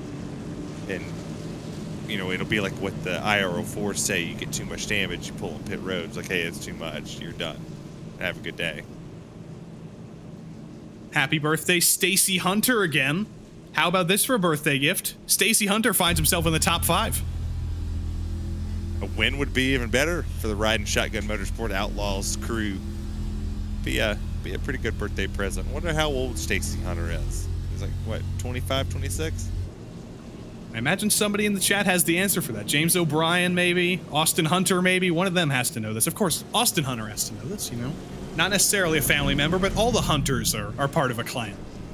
I feel like you just kind of like telepathically know every Hunter's birthday. Of course. I feel like that's how this should go. James O'Brien, we want to know how old Stacy Hunter is. That's what we're looking for here. Also an interesting little statistic. Last time and only time Stacy Hunter has won in the PRL, 2021, Season 1. It's been 2 years. It's about to be 0 years after tonight. Stacy Hunter hopes it'll be 0 years. James O'Brien doesn't know. It's a mystery. I guess we can call Scooby-Doo, potentially. Maybe get the answer for it. Somebody out there has to know how old, you know, Stacy Hunter is. I'm going to go on a wild guess. I mean, I guess we could look up Stacy Hunter on like iRacing or something. I think her birthday's on there. But that's kind of creepish. I might have to do that. We've got about 2 minutes left under this caution. I might have time to do that research, but Dominic Olivier never won in NASCAR competition in the PRL, has won in GT3 competition. Josh Conker, of course, he's won in both Wednesday night truck competition and in Sunday night cup competition a couple of times, I do believe. Yes, he's got 3 wins in the Cup Series. Sean Campbell, of course, ton of wins in the GT4s, in the GT3s, and of course got his first win in this series last week. Jeff Hollingsworth has a couple of wins in the non-broadcasted Cup League from a couple of years ago. He's looking for his first broadcasted win. Stacy Hunter, of course, 1 win 2 years ago. Abner Costa, the 3rd winningest driver in PRL history. Austin Hunter has a pair of wins. No, he says 1 win in the Cup Series. Mark Kalin has a couple of wins in the MX-5s, but he's never won on an oval. Colton Lane has a couple of wins, and Scotty Healy, new driver to the PRL, no wins for him. There's a lot of opportunities here in the top 10. We do have the answer. It's 53. But I did pull up the iRacing stats, and I will say I'm mightily impressed. Got 109 starts, 5 wins, 30 top 5s, never had a pole. Has led 177 laps of the 6,299 that he's ran with a win percentage of 4.59. Not too bad. In the Daytona 24, 8th. They started 37. So roadside looks fantastic with a 4.99 road license. Yeah, we need to get Stacey Hunter back in the roadside in the PRL. He did a couple of races in the GT4 series, I think, last season, but I want to see more of Stacey Hunter everywhere in the PRL. But we're going to see more of Dominic Olivier here, because Dominic Olivier prende il controllo del campo e siamo di nuovo verdi a Monza. Follow what you said. Good top 3 breakaway right there. They pulled away from Jeff Hollingsworth. It shouldn't take too long for Jeff to catch up here. Get a good sniff draft at the back straightaway. I really hope there's no Italians watching to judge that Google Translate. I'm judging. I'm not even Italian. I felt my ancestors. Sean Campbell was about to go 3 wide to turn 3. I'm very thankful that he backed out of it. That would have piled up everybody. I think if we have a wreck in the front 2 rows, this whole field's wrecking. And I think we're going to be like, okay, who's the least damaged for the last 10 minutes of this race? Josh Conker going to lead his first lap here. Sean Campbell giving him a little bit of a berth because he remembers what happened with him and Abner Acosta having a little bump fest down the front straight. Campbell to the outside. The outside's not going to be open. Conker washes up just a little bit. Sean Campbell's going to be doing some research here as the Grande one happens once more, and Scotty Healy is involved in it once more. Don't know if he was the cause of it. I think I saw Brandon Walter flipping out of the park. Unfortunately for him, Michael Diaz involved, Bryce Meddings involved, Trent Dinkle was involved. He's alt F4'd out of the session. Caution's out again at Monza. It's a good fight for the lead, though. Here it is. Oh, my. That was Nicholas Hunter to his inside, and kablamo. Doug Evans, Thomas Sink. Oh! Westerfield. Doug Evans did go out of the park there, so we might need to send some tractors out there. Doug Evans is in the trees. Tractors in Italy? Il Trattoro. I guess. I guess that's what you call it. But. Well, you know who got started making tractors? Lamborghini. That's true. That is true. That's a fun fact that most people don't know. That is true. So Elliott White, I think, was going to bring it down pit road or pit lane that time. It's kind of a mystery here because some drivers are literally out of the park. We don't know where Doug Evans is. We're trying to dig him out of the trees. Brandon Walter might be out of the park as well, getting a tow back to pit lane. Michael Diaz, who knows what's happening with him. Bryce Meddings. Doug Evans is back out on track. He's driving back to the pits, so we've located him. We ride on board here. Just look at the calamity. Oh my God, Doug Evans went for the jump. He jumped out of the park.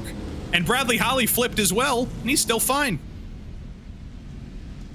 We absolutely needed on board with Doug Evans there. We have an award at the end of the season for the driver who gets the most height in a PRL race. There's been some good nominees. We had a flip last week at Darlington in the trucks, but I think Doug Evans, he might have just won that early. They pulled the Ricky Bobby. Yep. Here it is. Yeah, this ain't good. Had it missed. Oh, then he caught Healy. Yeah. He didn't get out of the park, though. He did get saved, so luckily didn't end up in the trees. He landed it. I think that's the only positive here. All 4s landed. Didn't barrel roll, landed it. Pulled it really good. I think if we were Olympic judging, I would give that about a 9.5.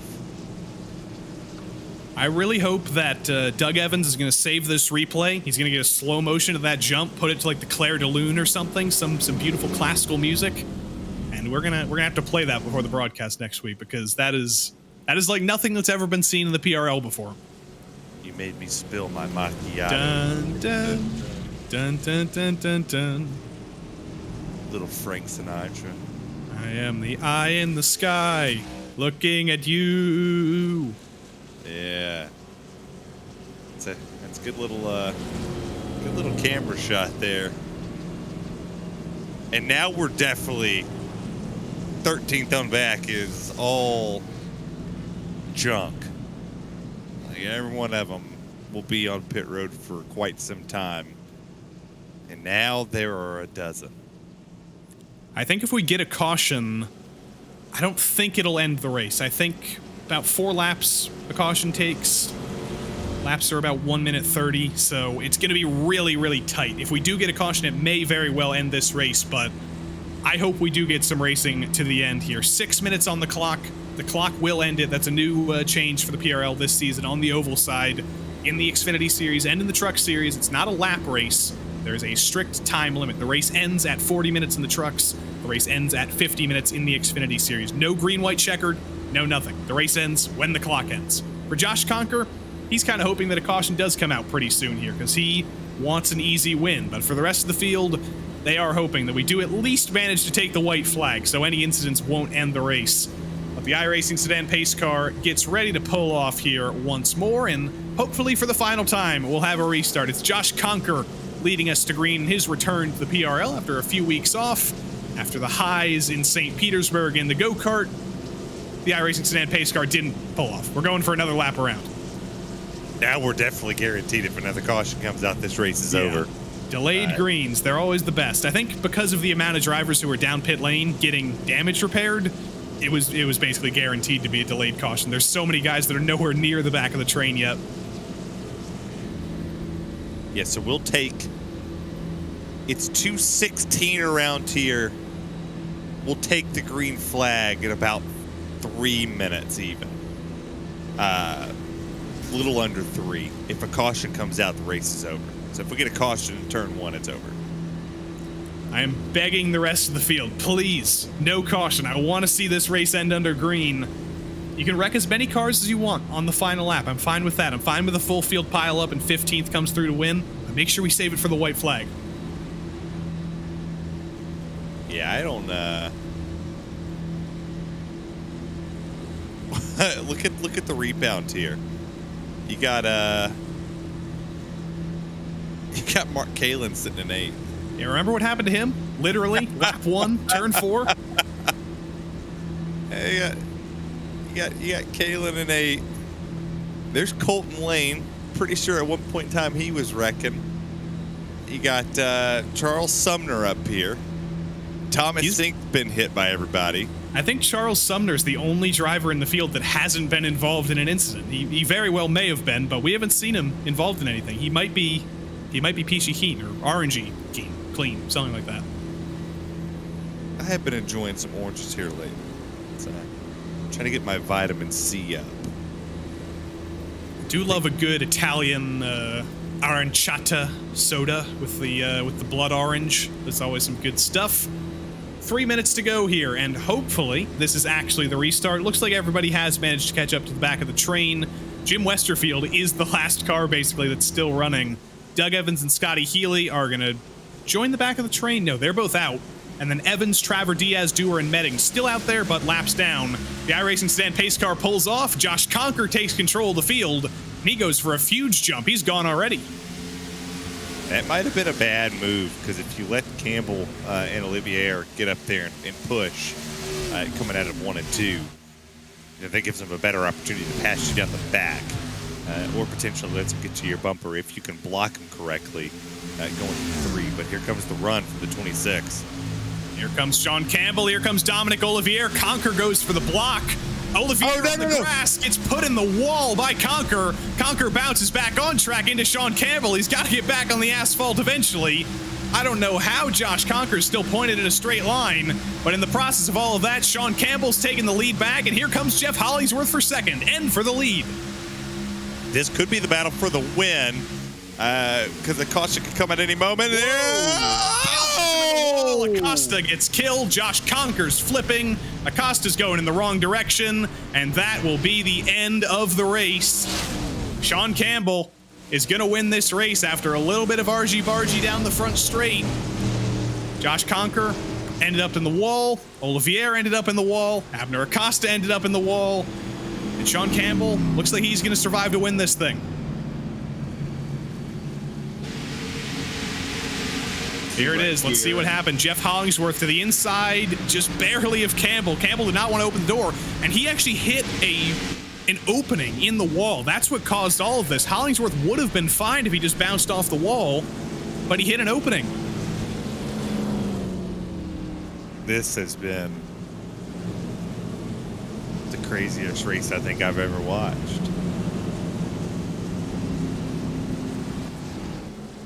They should be cut. This should be obviously this is the white flag. This would be the white flag right here.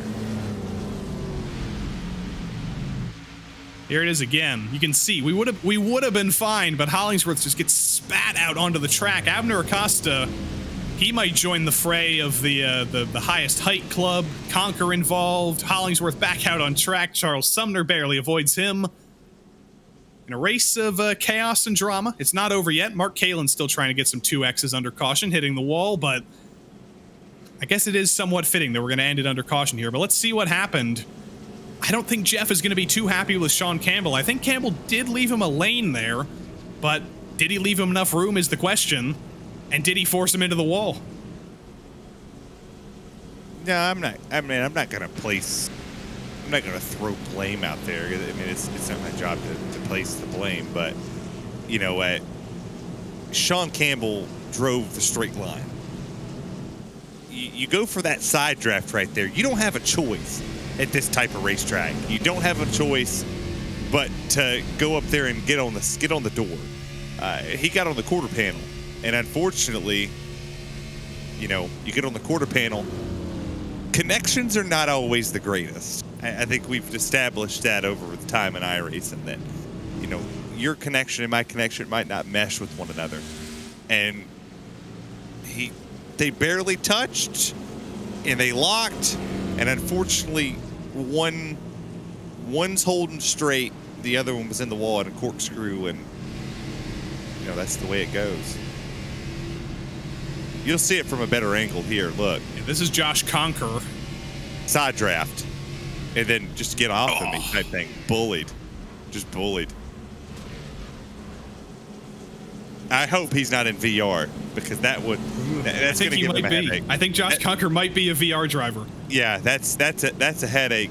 That's a headache waiting to happen. I mean, there's pros and cons of the VR. Right there's a con. I mean, you're going 250-ish. You're doing iRacing super speedway speeds around here, and then you go from that to complete 360. Your eyes are crossed for a second. You're sick after that. Absolutely sick. So at the end of it all, it's going to end under caution. Sean Campbell, potentially the most deserving winner in the field, kept it as clean as he could. There were, of course, a few incidents, but who in this race has not been in an incident? I don't think there's a single driver. Eventually, with just that little bit of damage, not getting it fixed in the pits, and eventually taking no tires in the pit stop, ended up being what won him this race. Under caution, it is a grande vittoria for Sean Campbell at Monza. His first win in the PRL Xfinity Series last week at Spa. His second win in the PRL NASCAR Xfinity Series at Monza. Danny Cervantes, great comeback from him to bring it home in second. Dominic Olivier was fighting for the win all night, comes home in third. Stacey Hunter, the birthday boy, P4. And Mark Kalen comes back from getting wrecked on lap 1 to finish in the top 5. We never like to see races end under caution, Terry, but there's enough stories in this top 10 that we could probably fill an entire another race. Yeah, absolutely. I mean, Nicholas Hunter with a good run. I think both Hunters finished sixth tonight. Nicholas and Austin both finished sixth in their respective races. Sumner getting a good win. Yeah. Well, no, truck race. Yeah, true. They both finished in the same spot. Stacey Hunter obviously getting a good spot. I mean, seeing Colton Lane, Charles Sumner, Adam Zemke, Thomas Sink. This top 10 is not what we normally see, and it's good to see other drivers get an opportunity to come up here and run up front. Yeah, this was definitely a wild card race where anything could happen, and even when anything can happen, Sean Campbell still finds his way to rise to the top. Danny Cervantes and Dominic Olivier will stand on the Monza podium, and Stacey Hunter and Mark Kalen make it 4th and 5th. Nicholas Hunter, the family name for the Hunters, represented well in P6. Colton Lane recovers to 7th. Charles Sumner and Adam Zemke, didn't talk about them all night, but they kept it clean. They finished 8th and 9th. Thomas Sink rounds out the top 10. Bradley Holly flipped at one point, still finishes 11th. Your championship leader, Elliott White, I think he'll still be the championship leader after tonight, finishes P12. Jim Westerfield 13th, and somehow Josh Conker's car was still rolling. He brought it home in 14th. Jeff Hollingsworth went 2 laps down. Jeff Evans went 2 laps down. Abner Acosta got speared into an Armco barrier. He finishes 3 laps down. Ryan Traver joins him 3 laps down as well. We're already into the used car lot. Michael Diaz and James Dewar 5 laps down. 21st went to Doug Evans, who is the most spectacular driver in the field. He should get a bonus point for that jump. Scotty Healy, P22. Bryce Meddings, 23rd. Jose the Funky Cold Medina involved in an accident early, but 24 still finishes 24th. Brandon Walter and Trent Dinkle, private label team hype, a bad night for them. Daniel Knight wrecked as soon as he got up into the lead. Doyle Lawrence joins him. James O'Brien, 31 laps down. And Austin Hunter wasn't actually here. He misregistered for the session, but we're going to shame him anyway. The first driver, though, who we can't shame, we're going to talk to him again. Sean Campbell took the jump after the flag. You still don't get the points, though, because Doug Evans did it during the race, but how did you win that race? Talk us through the last lap before the caution came out. That was pretty insane. I don't know really what to say about what happened. It was NASCAR, right? That was fun. But I don't know. The back straight was very interesting. The front straight, I feel like I could have left it more room, but I also feel like I drove in a straight line after the contact. I tried to hold it as straight as possible. So I don't know. A lot of your championship rivals didn't finish tonight. Elliott White, like 12th. Acosta, upside down. Holly, Evans, Diaz, Sink. Basically, everybody ahead of you ran into trouble. Is this race the ticket that brings you back into the championship conversation? I don't know. If I have the purchased tracks, I'm doing the jump again. Hang on. What? Okay. Yeah. All right, no, we're good. I'm good. We didn't get to see the jump. So you get no credit for that. But Indianapolis is next week. Atlanta, Daytona, Auto Club. I'll have to buy Daytona, Atlanta. Sorry, I'll have to buy Atlanta. I don't think you'll have to buy Daytona. Somehow your participation last weekend would. I refunded it. No, I'm kidding. You refunded it? Atlanta, I've heard, is a super speedway now, right? It's like a mini super speedway. Yes, but I think we're going to old Atlanta. Aw, but also yay. I've heard that one is great as well. Well, we will see you next week. You've got a streak going. Spa, Monza, Indy next week. We'll see you next week. All right, see ya. Sean Campbell finds a way to win at the Monza Oval somehow, and driver who came back to finish second, the most comfortable man in the world in a racing seat, Danny Cervantes, is with Terry. All right, Cervantes. It's about time you've been up here. Second place Monza Oval.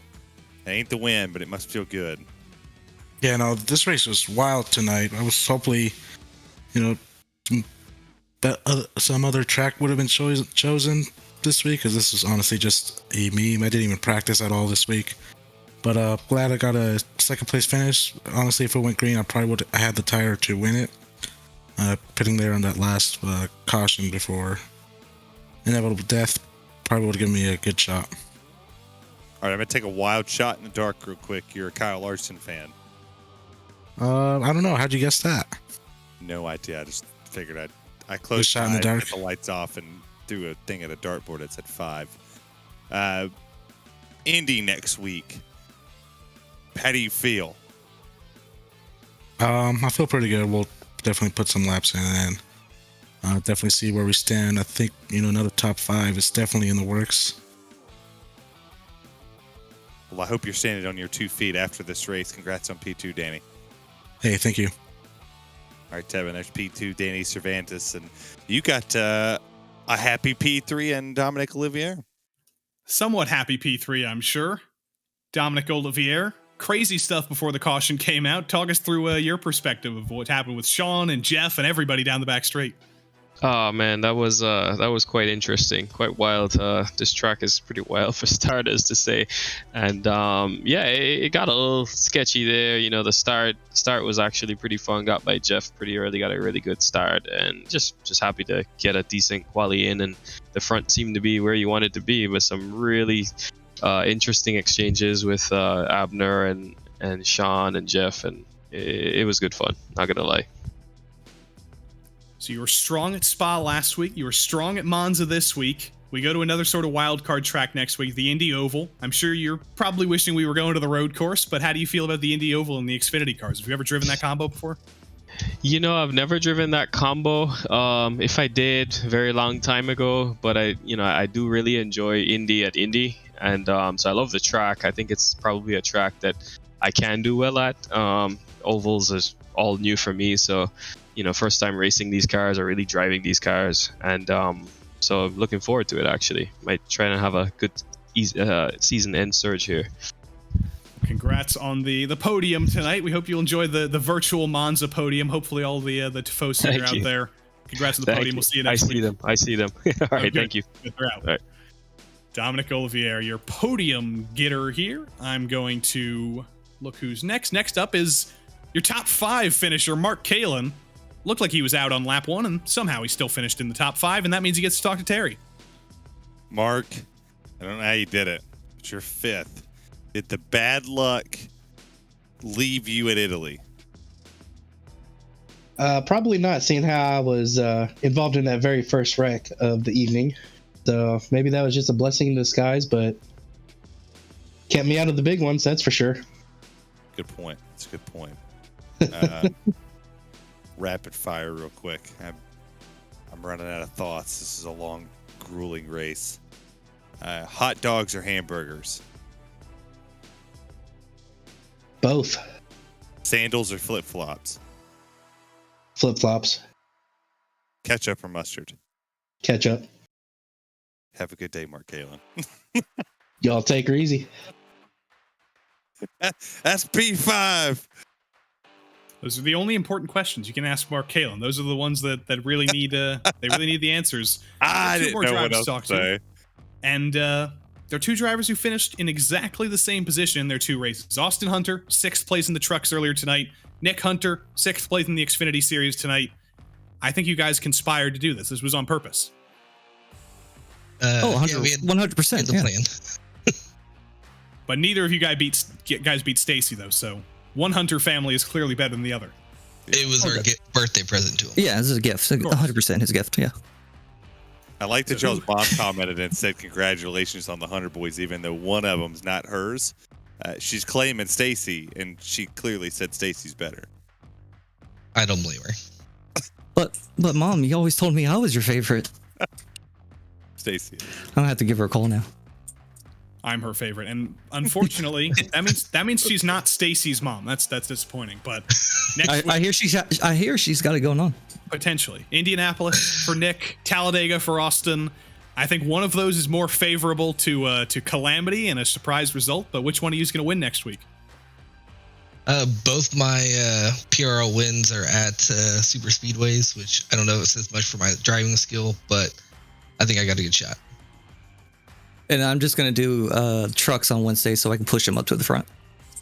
That's cheating. That's pure cheating. Well, I didn't say that. You have...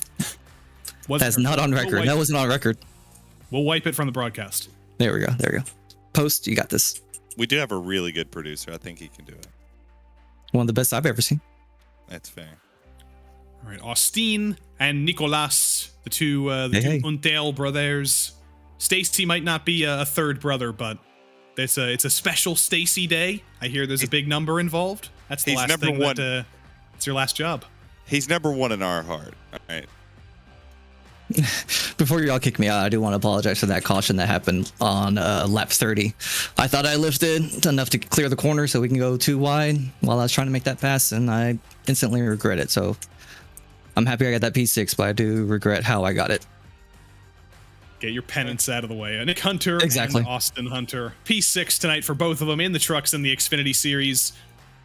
I really tried to goad them into giving a happy birthday to Stacy Hunter, and they didn't go for it. I guess they're that jealous that their mom has turned a new Hunter. I mean, it's okay. I will go on record to say that I think I'm the favorite here. Sorry. I think it's me. I mean, we can rock, paper, scissors on which one of us is the favorite. I think it's me. Who knows?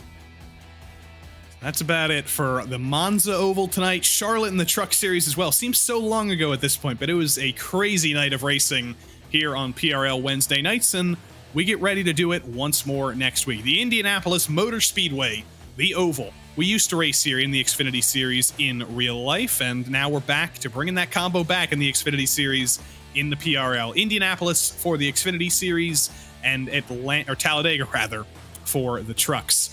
We hope you'll be with us next week because that will be another carousel of entertainment. But this isn't the only PRL night of the week. Tomorrow night on Thursdays, we've got IRO4s and F3. On Sundays, we've got the PRL NASCAR Cup Series. On Mondays, it's GR86 and GT4 action. On Tuesdays, it's the GT3 doubleheader. And of course, on Wednesdays, the PRL Truck Series and the PRL NASCAR Xfinity Series. I've been Joey Tebbin. Terry Radford has been Terry Radford. Our producer has been Hugo Luis. Till we see you next time, so long.